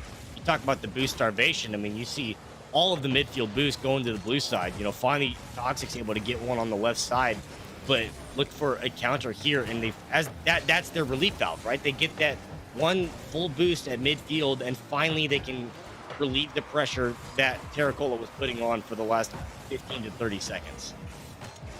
Yeah, and that's what's been surprising about the second game, is deservedly so. Terricola looks like they should have the lead. I mean, they've played really good in the second game so far. They've had a lot of the offensive creation. Smokes with a chance here. Dribbles it down. It looks like it's own goal, unless that was Toxic that just slammed that one in the back. I think it was just a slot in from Toxic. There were just so many cars up right here.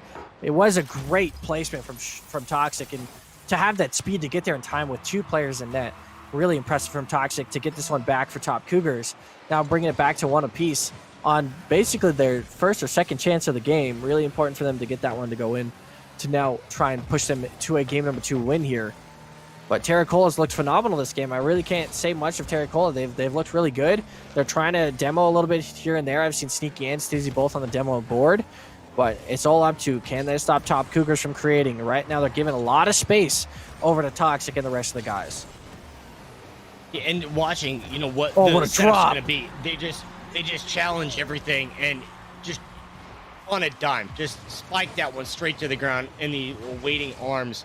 Kieran up on the wall, Smokes left wide open there, and you see these plays developing and already knowing what they are trying to accomplish. And the same thing with the first goal they scored. You watch the first touch off the wall. You watch the second one. Smoke's obviously way too high to be able to do anything with this. So just gives it a little love tap to keep it up and play. Oh. Toxic just rockets it in. But Smokes, we're back to the framework play now, just a little bit high off the crossbar. But I now am starting to see that team play from Top Cougars where they're setting each other up, and it just looks so much better and looks like a defending champion team. Yeah, this is quite phenomenal play so far, and this really is like showcasing what a grand final really looks like. These two teams are playing extremely well, and you're seeing the coordination, especially from Top Cougars, in some of these plays so far in this game have been just like it's peak performance. I mean, they're communicating extremely well. Musty flick from the view of Smokes there, and the bins above him. This should just be an open net, though. If he can get to it in time, looks like it might have gone just a little bit too fast past Kieran to get that one in. Cool. Toxic almost slotting that one, but Framework once again keeping that one out of the net. Crossbar is just being very rude to Top Cougars so far today, but I'm sure Terry Cole is quite happy with that. Toxic with a semi-musty flick in which he just resets his own flip on the way over. Both of them missing the initial challenge, though. It leaves an open net, but Sneaky can't get that one in, as now with a minute 20 seconds, still Terry Cole has to get a goal back in this one to tie this back up. It just, the amount of times that you've seen a bump on possession or a challenge of 50-50 that's just disrupting the flow and just not letting the teams really maintain a consistent possession. And it's gone so well for both of them to just shut down the attacks. That's why there's only been 4 total goals across all of this. Make it 5 now as Toxic sneaks that one in underneath the crossbar after, again, another challenge there in the box, a couple of 50s, and Q just missing wide. Toxic's able to get enough on it, enough spin, and little love tap from the crossbar as well to put it in, give him an insurance goal, 53 seconds. Top Cougars should be on, well, probably not cloud 9 yet. They're probably in like cloud 6 or cloud 7, but they are real close now to having all confidence and momentum in this series. Yeah, they're feeling real good after that last goal. Sneaky almost able to slot that one in, but Stizzy looked to be able to get that one. But another great save from Toxic from the initial save from Kieran, and now that might just be the nail in the coffin, as we see that was the initial chance for 30 seconds that really could have been slotted in from somebody from Terracola to get them back into the second game. Toxic with some really impressive car control there, and a good bump on the teammate just to make sure he keeps control of this still. But it is just a lot of time wasted at this point. Only 10 seconds left for Terracola, meaning they don't have a lot of chance to create here. Smokes with a good challenge. More than likely just going to end this one in what I thought was going to be a really good Terracola game. Even when you think they have a goal, they don't have a goal. They're just coming in from the back half to be able to get up there and get that. But yeah, game 2 now to the Top Cougars, and putting them on series point in this best of 5. They played substantially better from game 1 to game 2, and their team play just stepped up immaculately. And just watching what they did in that one, and I think on both sides, I guess a little bit leaning to Top Cougars, but I think on both sides, both of them played so much better on the front of, challenging the ball, challenging possession, taking the 50-50s. And you take a look at some of the replays to showcase exactly what they're doing, of course, powered by Microsoft ATL. But I think those challenges of possession was the difference maker in this game. And it was enough to disrupt what Terracola was trying to do, because Top Cougars just wouldn't let it happen. Yeah, it was so hard because Terracola played so well this game, I feel like. And then you just saw the creation. It's just so hard to stop that from Top Cougars. They're just constantly on attack. That's what we're talking about. If you can limit their scoring, you have a really good chance of trying to take the game. And that's what a lot of the chances that Stizzy and the crew did have. They were extremely close, but just couldn't quite score. And you need it to score those in a situation like this. Now being down 2-0 in this best of 5, we are on the game point officially for Top Cougars to see a sweep in the finals. I mean, if it is a sweep, it's one of those sweeps that's like, man, that was a really close sweep, though. It's like one of those, they won 3 games in a row, but it was extremely close the entire way through. And I still feel like Terracola has something left here to try and finish off. I don't think they're going to go down in a 3-0 fashion. I think this game, they're played extremely well last game and looking to try and continue that momentum here. Just can't let that bleeding come through once it gets scored on initially. And just coming from the, where we were last week, with Pestizi facing off against Top Cougars in the grand finals, that was decisive to the top Cougars. Like they were in complete control of that series. And I think that when it comes down to that, Pastisi probably just didn't have a good series. And that's all there is to that, because how close they were against Terracola, and now what Terracola is doing to top Cougars, this is either it's the floor and the ceiling debate. It's to the right now Terracola is at their ceiling and top Cougars are a little closer to their floor. It's making it that much closer of a matchup here. So Pastisi could be here doing the exact same thing. We saw Artaco doing the exact same thing. Any one of these four teams I think could be in this position, but right now with top Cougars as the defending champions, they won qualifier 1, qualifier 2. They're a game away from winning qualifier 3 to take home another $150. And it's like, yeah, okay, that's $450 in your pocket in 3 weeks just playing Rocket League casually. Oh, and not to mention, you're also probably going to be the 1 seed in next week, which means by logic, top Cougars probably loses first round next week. Yeah, true. It's always the 1 seeds. They can't keep it together in tournaments. But yeah, it is very much so top Cougars focused here into this best of 5 so far. They're looking very dominant in those last 2 games, but Terracola has not looked too bad themselves. So I'm sure they're happy about how this has played out here as we see now the initial shot. It looked like everyone was just paused for a second as Q had an open shot, but looks like it was saved. Everyone's back into action here as top Cougars look to sweep this series. This is the game Terracola, of course, are on the line. Have to be able to just play aggressively and play on offense here as Kiernan's going to find a car switch to probably the ugliest thing I've ever seen in my life. Same with Smokes. They're just switching up completely. Yeah, it's interesting choices, but shout out to, I don't remember who it is, and I'll see it when I see it, but someone's got a Rooster Teeth flag on, and I respect that. We love the internet. There it is. It's Toxic. Toxic's got the Rooster Teeth flag. I didn't even know that was an in-game cosmetic, but that's pretty cool.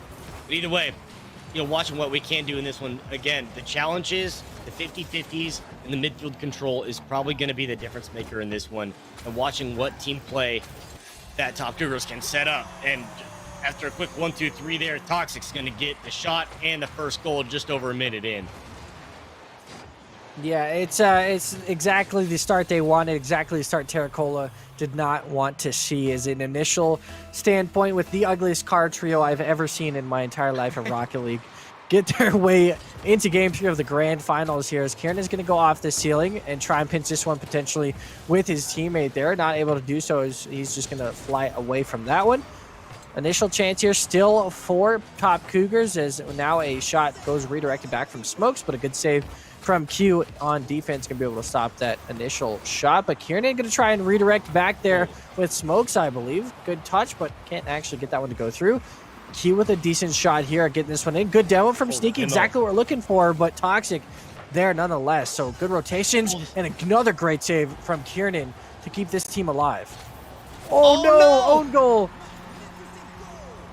It's such a good setup, and off the respawn, able to come over there and get the save, and then Stizzy just left home, and the shot misses, but Kieran just unfortunately puts it in park to get the redirect in, so equalizer up, and blame it on the glasses on top of the car, I guess. That was enough of hitbox to put it in, and that's an unfortunate situation. Granted, you still have 2-0, and Kieran's like the same thing we saw Stizzy do earlier. All right, my bad. I'll make it up, I promise. And he makes it up. Yeah, exactly. Being able to get that one right back in. Kieran with no time to spare. Able to get this one back in the lead for top Cougars after just a chaotic last couple of 20 seconds there. Back and forth between the two teams. But like I said, Terracola is never out of this game. They are constantly being able to score right back as Q is going to score right back within the next 10 seconds off kickoff.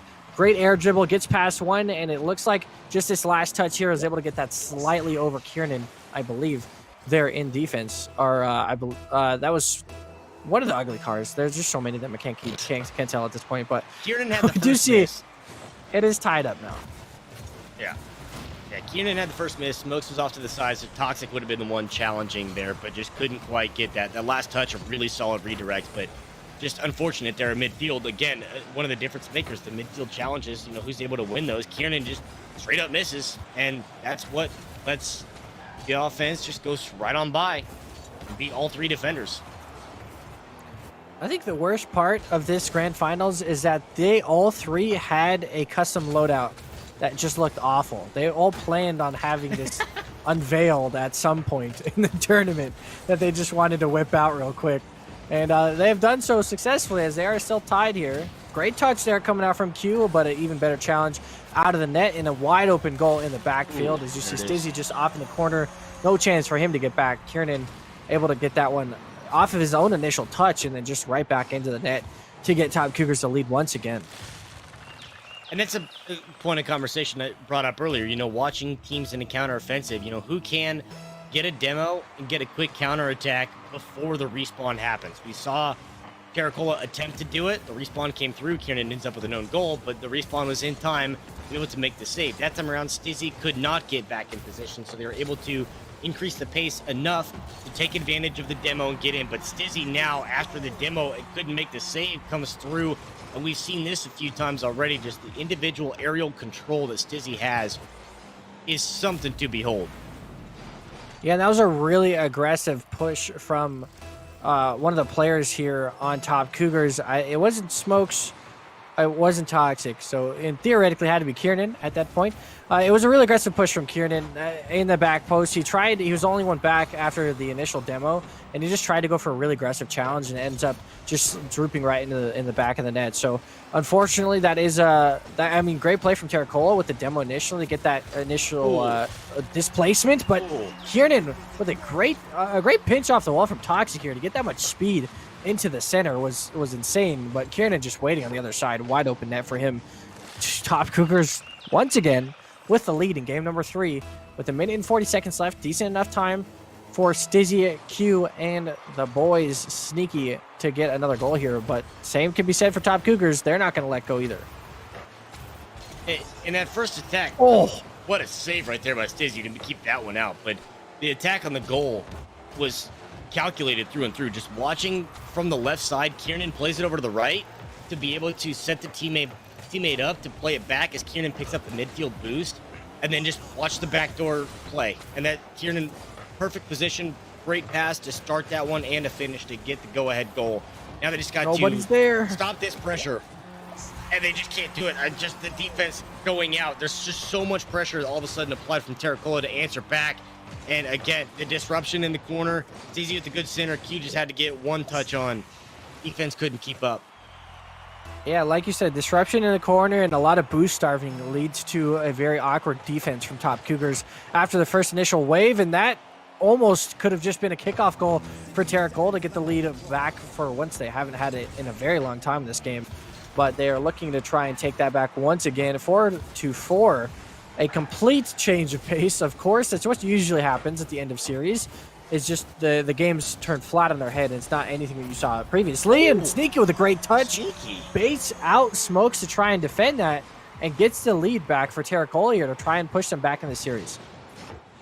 Just nice little fake to the left, inside to go right. Just enough on the passenger side to redirect that one and get it in. But the options there, Sneaky showcasing a little of that ground skill. We know Stizzy's got the aerial ability. Sneaky showing it. Abilities on the ground, and with the go-ahead 35 seconds, you know, right where you said they'd be, Terracola's got every opportunity to take back a game. They're not going to go down in a sweep. With 25 seconds left, Top Cougars have done so before, but can they do it this scenario here as Toxic tries to go extremely aggressive on that push? He has to go all the way back to the other side for boost. You can see how much the boost starving is really kicking into effect here. Sneaky takes the corner once again from one of the players, and there's just no one back on defense. Sneaky finds a wide open net, and that's this game pretty much secured. Game number 3 going for Terracola here, not getting down in a sweep. A very impressive back and forth game for both teams, but leads to Terracola finally finding the lead and keeping it for the last 20 seconds of the game.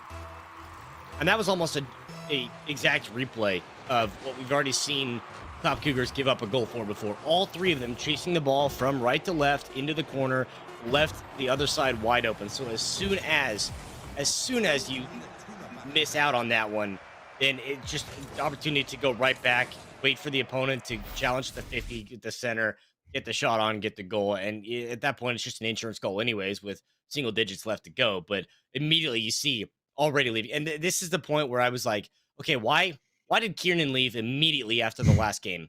And now we all know because they picked those abysmal cars, which let's take another look at those abysmal cars in our replays powered by Microsoft ATL, because now we're going to be seeing them leave again, go back to their standard vehicle choices. But what a complete change of pace between the first two games into this one, because the first two, pretty defensive, not a lot of goals scored. This time around, we put, what, 10 goals in this game? Yeah, 10 goals in total. Just extremely back and forth. It was never a 2-goal lead for anybody until the very end. It was back and forth the entire time as far as goals went, all the way up to 4-4. And then that's where we saw the opening kind of spark through here for Terracola as they were able to get those extra 2 goals back and forth. But they definitely put on a lot of pressure this game offensively, and that's really what they're happy about. What they need to do going forward here is they boost starved the crap out of Top Cougars, man. They gave them no opportunity on defense sometimes after the initial couple of saves, which, you know, say that nonchalantly, the couple of saves is already a lot, but they were able to keep that pressure going and stop that boost control from ever happening. And they just starved them and put them in awkward positions to where it makes them have a lot easier chances. And so that'll be a huge focal point into game 4 here if they can continue to do that. But of course, that all starts with, can you get it to the other side of the field? Can you actually start that creation? And that's what we saw them do really well, but not in the first 2 games. Yeah, and that's the point of conversation to bring up again. You know, the midfield control is a huge difference maker. And at that point, you know, you lose out on all of that midfield. You get pushed back to your defensive third. Then you get in the boost starvation phases. And then how do you get out of this? It's not easy. It takes just a minute amount of boost to be able to find that relief valve. And they just could not get out of that towards the end of the game. But once again, still series point here for Top Cougars, trying to get a 3rd consecutive qualifier championship, and we are underway here. And Q already trying to answer back. Terracola took the last game to keep themselves in contention. Q's making sure that they're going to stay on top. Yeah, and now I feel like the mentality is super different for Top Cougars, especially, I mean, it is a grand finals to switch over to cars like that. It's still just weird to me in general that they do that as just like I feel like that's an unsportsmanlike thing as well. But I mean, they got shoved in their face immediately for it. They lost 6-4. It was very back and forth, but now it's happening again to where they might have just trolled a little bit too hard and could have a potential chance to give up 2 games in a row here and lead it to the 5th game of the series. But we will see. Kieran and the boys still trying to get that goal back, trying to get Top Cougars that victory they've been looking for since the start of the tournament. No essential pressure from Terracola just yet. We finally see a challenge from Stizzy. 45 seconds in, though, no challenges, no creation has really been done besides that initial shot and goal coming out from Terracola. So still, back to one of those stale games, I would think, from both of these teams as they try and play rather defensively once again. One player going wide from Top Cougars, but Toxic there to hold on to the ball and bring it to the other side, but still not a whole lot of creation just happening. Yeah, and again, just slowing the tempo down, right? Now, it's not so much of the possession, it's just, you know, back and forth here, back and forth there. We're not really controlling a lot, just a pitch and catch from one end of the field to the other, and that's a little spike down right there, trying to get the pinch off the ground to get enough velocity to sneak that in. Just didn't quite get enough behind it to send it all the way through. But 90 seconds gone, only a single goal again. Offensive production has slowed down, like you said, and now you're going to see if anyone's going to be able to step up. Even with the demo, they can't really capitalize on the opportunity there, and that's, you know, one of those points we talk about again, just creating your own opportunities and options, because the other team's not going to make mistakes. You have to force the opportunities and force the chances, and even with the demo there, they can't get away with one, but the amount of pressure still that Terracola has put on from the last game to this game, I feel like it's just a ticking clock to what Top Cougars can do. Yeah, and Terracola's looked obviously phenomenal, I think, throughout this entire series through 3 games, now 4. Deservedly so, having the lead right now. I think Top Cougars underestimated them a lot, especially with how close the first 2 games are to kind of troll the third one. Is still a very interesting thing from Top Cougars, because now we see them not being able to create anything in this game. They've really, I mean, that was maybe their first close shot, but they haven't had anything on goal just yet, and they just can't create like they have been in the other games, and that's something that they're probably not used to at all. So for that to happen is very weird for them to experience. That ball goes just wide of a pass potential to get this goal tied back for Top Cougars to equalize it. Great challenge here from Q. Has another chance here potentially with Stizzy trying to meet him there, but nothing to be created just yet for Terricola to try and get them that 2-goal lead that they are desiring for right now. But Smokes and the crew still trying to find that 1 goal to get them back in this game. And I just, like, if we could see the scoreboard right now, I'm pretty sure they might have 1, maybe 2 shots at best. What a shot from Sneaky, though. With the carry, his first shot of the game, continues the carry off of a musty flick and gets an extra touch in at the end. That is beautiful from Sneaky to get that past Toxic in net. Just the quarter panel. That's all he needed to get that in, and just being able to get that. Yeah, look at that. 1 shot from Kieran. Wow. That's it. 1 shot, 1 save. The 3 shots on the other side. 3 shots and 2 goals, nonetheless. So just the difference maker of efficiency to come through in this one. But, trying to find more offensive opportunities. I mean, again, close, but just wide, not even credited with the shot there. But trying to find more pressure, swing and a miss there off the backboard rebound. And again, just in position here where Top Cougars, they can't find anything to go. It looks like Terricola have found their answers and found what they need to do in order to kind of beat down this Top Cougars team that are the defending champions. And targets on. It looks like they've got, finally, the team has their sights set to take down Top Cougars. Yeah, with a minute left and the creation for Top Cougars just not being there this game, this easily looks like it's going to be a Game 5 potential from Terricola here. And they deserve it. I mean, they played extremely well through. I feel like they've developed so much through this own series to where they've stopped all of Top Cougars from creating. That's the second and third shot finally coming out from Top Cougars right there on that play, but no goal still means that they are down 2-0. And this 2-goal lead is the best thing that Terricola is feeling right now. They're so happy about having this extra goal lead just in case they let one slip by within the last 30 seconds or so. But they've played phenomenally well defensively, and they're look to continue that, not letting them have any extra chances here. Another counterattack potential chance here, but Smokes is going to take this one wide. No boost for him, though, so he just tries to carry that one off the ceiling and down.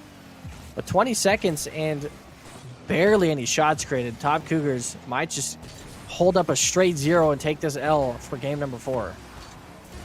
Yeah, watch it in single digits, and that attack that Top Cougars tried to put together was just ultimately doomed to fail eventually. I mean, there was 0 boost for one player. The player on the wall had 9. So there's just no chance at all that you're going to be able to get a spike down to try to get a follow-up right there, but able to get another one, and that's just going to get punched in right there by Kieran. Just the frustration visibly coming out that something is happening, something is wrong right now. So Terricola get the equalizing game. And now we're going to game 5 here. Top Cougars still trying to get a 3-peat of the qualifier victories. And all of a sudden it comes down to just one more where Terricola's got the answer. Top Cougars, I'm sure, would much rather that first place prize. And like you said earlier, Suns Bucks, is this the best of 7 that the Suns Bucks games was looking like? Because this is the exact same scenario. I mean, up 2-0, playing offensively really well, and then the next 2 games just trying to play defensively, can't score as much as the other team, and now they're just losing constantly and haven't been able to create like they were in the initial game. So, I mean, a lot to be represented in esports and sports. Like to connect them whenever possible, and this is the exact same scenario for Game 5, though. Terricola looking fantastic through these 4 games now. They've only looked better each game, too, the last couple of games. So, to go into this one, leaving Top Cougars at a 0 with pretty much 1 attacking chance, with that second chance giving them 2 more shots, like that's phenomenal from this team. So they're very morally high right now. And already just watching the team play coming from Terricola, just try to get the center, try to get the setup. Sissy gets a shot that goes just wide right, and if we're in for another game, shots off the post and off the crossbar, I don't think my heart can take it, because there were just way too many in game 3. But try to do it one more time and see if the offensive production can go both ways, because getting shut out for the last game, Top Cougars is just the opposite direction you want to go. Even with messing around in game 3 just because you can, and all of a sudden you have your position where your back's kind of against the wall, and even to the point where morale's probably taking a bit of a dip here because you also got shut out in game 4, and that's just not great. But not going to get shut out here this time, and Kieran's just going to take this coast to coast and put it in. Yeah, nobody back in time for Terricola, so a big mistake coming out from them. I'm not even going to say small mistake. That is a huge mistake to let an easy chance like that go in for Top Cougars, considering you were shutting them down so efficiently the last game. To be able to give them an open goal like that is exactly what you're not hoping for. You want to keep them want to stop them from creating anything and giving them something for free, almost two, gives them a good chance to try and take this game and this series back in their favor. As Kieran was the one to start this escapade, we'll see if he can continue to do so. Smoke's going to try and connect here with a redirect right and in, and that's going to be the case. Kieran with the assist, Smokes with a beautiful redirect, and Top Cougars are back. I just already down there and read that ball perfectly, knew exactly where you had to go, and awkward jump right there, the momentum going a little bit of a different direction, but just had to get up and expose the underside to get the nose on for the redirection. Beautiful play by Smokes, beautiful control, and just understanding where to be and how to push that ball in to make sure they get that insurance goal. Now, a minute and a half gone just about. Stacey with an initial chance here. Great demo, but it goes wide. They really would love to have that one go in and take this back 10 seconds once again to try and get that one to go forward, because that's the first demo goal I think we've seen this in almost this entire tournament. We haven't seen a whole lot of people be able to create stuff off of demos. Good fake coming out initially from Sneaky right there, but not able to do anything past that. But it's still a 2-goal lead with 2 minutes gone now, and Top Cougars are looking to be in favorable possession of the series here. And we'll see if Sneaky, he's done it before, has some really phenomenal goals throughout this series and throughout this tournament.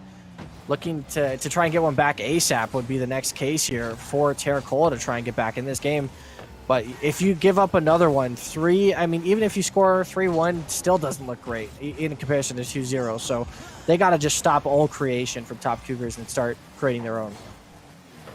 Yeah, and Top Cougars right now doing a really good job at fixing their issues. Winning the midfields, winning the challenges. That one just a long clear from Sneaky to get one back. But, everywhere else, midfield, they're winning these 50-50s. They're winning the challenges. They're disrupting possessions. That one, that's why it goes in, because it's not midfield. No one's back. And we know Top Cougars are an aggressive team, and they want to keep everybody pretty far forward and keep the pressure on, but they just can't do it this time. And they give up one. Now it's only a 1-goal halfway pass, and in a best-of-1 series now. And that 1 goal is the very key point, is that there is only 1 goal separating these two teams from a grand final win here and a qualifier win. Of course, 150 up top and I believe 75 in second place. So a big disparity there as far as just initial prizing goes.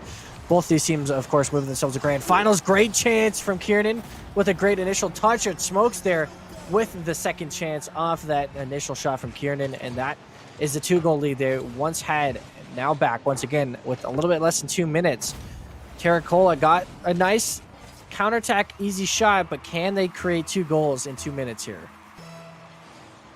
Plenty of Rocket League time. You can do 6 goals in 2 minutes. I wouldn't be surprised at all to watch these teams where all of a sudden the defense just disintegrates. But knowing how good these two teams are, I don't think that's going to happen. 6 goals total, maybe. But I think it's really good for Top Cougars to have that insurance goal back, to make sure that there's a little bit of breathing room there because of just how potent both of these teams are and how fast they can move. And just watch what they go from one side of the field to the other. That's a 2-on-1 push right there, and the challenge towards midfield where the ball just gets away from the initial carrier is exactly the difference maker between them. And now they get possession back. Sure, there's still pressure on, but Top Cougars have all of the answers they've needed so far. Yeah, and that was another crazy close shot potentially from the redirect off the ceiling, but it really doesn't seem like Top Cougars are too phased just yet. It's definitely been a lot of them on the attacking opportunities. Once again, that's where we saw Terracola played their game last game, and it's why they won so efficiently. This game, it looks much so in favor of Top Cougars, and it's definitely them creating all the chances, because in this same scenario, the only goal and pretty much one of the only shots Terracola's had was off that just straight counterattack that was pinched off of one of the players. So it's been a rough series of events of offense here for Terracola. They just can't find the creation. Sneaky with an unfortunate whiff right there kind of just caps them off, I think, in this series. That really was the chance they needed. Yeah, I think that pretty much is a good consummation of what this game was. They're so close right there, but they have the setup. Sneaky's got the angle, but just a little bit too high, and it escapes him, gets away from him. And Terracola did everything they could to fight back, to win game 3, game 4, to bring this in. But with single-digit timer, Oh, they don't have possession of the ball. They haven't had it. I think this is just a GG's thrown concession. around. Everybody recognizing that's GG's. We're out this one. Top Cougars have done it not once, not twice, but thrice. Wow. Top Cougars take the first place qualifier, and undoubtedly a 1 seed moving into next week's grand finals. And the making Skillshot history of being the only team to do so, to win all 3 qualifiers, and now they'll see if they can win the finals next week. That is where they're looking for, as a fantastic finish from Top Cougars, able to win qualifier number 3. Just a great series of games. I mean, phenomenal from both sides. Let's go and take a look at the replays of those games, powered by Microsoft ATL, of course. A fantastic best of 5 that went all 5 as expected, as it should in grand finals. I think every grand final should be the max amount of games every time. That just shows you how good the two teams are in it, that they so back and forth between the two. And that's really what it was. The first 2 games, it was like, oh, Top Cougars has got this on lock. This first game was really interesting, a 0-goal game all the way up until a minute into overtime. And just from there, it kind of exploded from both ends, really. Both teams kind of finding their footing in one game or the other along the way. Yeah, and then from that, you go into game 3, where it's just all of a sudden utter chaos. And we go from a 1-0 game 1 to a 3-1 in game 2 to a 6-4 scoreline in game 3. Yeah. Like, it just all of a sudden, there's a single outlier of this series, and it was game 3, because not only was it just a lot of offensive production, but also on the other side, Top Cougars just picked 3 hideous vehicles that, oh, there they are right there. You can take a look in all of their glory. But it was so much offense in this game. And then all of a sudden, go to game 4, game 5. They get shut out in game 4. In game 5, Kiernan answers almost immediately in the first 10, 15 seconds, where they get a goal and say, all right, last game was a problem. 2-0, 3-0, final score is a 3-0 because the frustration that Kiernan put the own goal in with zeros on the clock. But when you go into game 5, and all of a sudden it's like, okay, Top Cougars have figured it out. And I didn't want to give them credit in the sense that, like, even if it went to game 5, I had faith in the Top Cougars that they could pull it off just because of what they've done previously. But a massive commendation to Terricola, because I didn't think that they would put up that much of a fight against a team as good as Top Cougars, and they really impressed me here. Yeah, I don't think they thought that Top Cougars thought they'd put on that much of a showing either. I mean, that's why game 3 they switched up a little bit and were like, yeah, we control this a little bit and we'll be fine in the series. We'll just take game 4 if we lose this one. And that was not the case as how it was previously. I mean, it was some really good performances, game 3, game 4, from Terricola to come back in that series. But of course, them winning, they were already qualified once again, but everyone in this one qualifies into the finals. Those top 4 more than likely going to advance into the finals. 8 teams total through 3 qualifiers get invite only to the next week's finals, which will be next week on the same day, 6 p.m. Eastern time, 3 p.m. Pacific time. So make sure to come check us out next week, directly a week from now, time-wise as well, and it'll be very, very fun to watch. Yeah, I'm very excited for it, coming down into this, how it's going to be going, and the way that we see Top Cougars have dominated all 3 qualifiers. Obviously, they have made a statement. They've got something to prove, and they have something to defend. So come back next week. I'm very excited for it, and Top Cougars, again, target on their back. Yeah, exactly. Target on their back, indeed. The winning team for 3 weeks in a row to get themselves even better spot in the qualifying finals. That is going to be everything for us here from Skillshot. Thank you so much for watching these initial qualifiers. We will see you next week for the IETL Rocket League Finals 3 versus 3. Of course, this is in partnership with CMG, powered by Skillshot. Thank you so much. My name is Troy Pipcast Welling. Next to me, Trevor Confused Caribou McNeil. Thank you guys so much. We'll see you next week.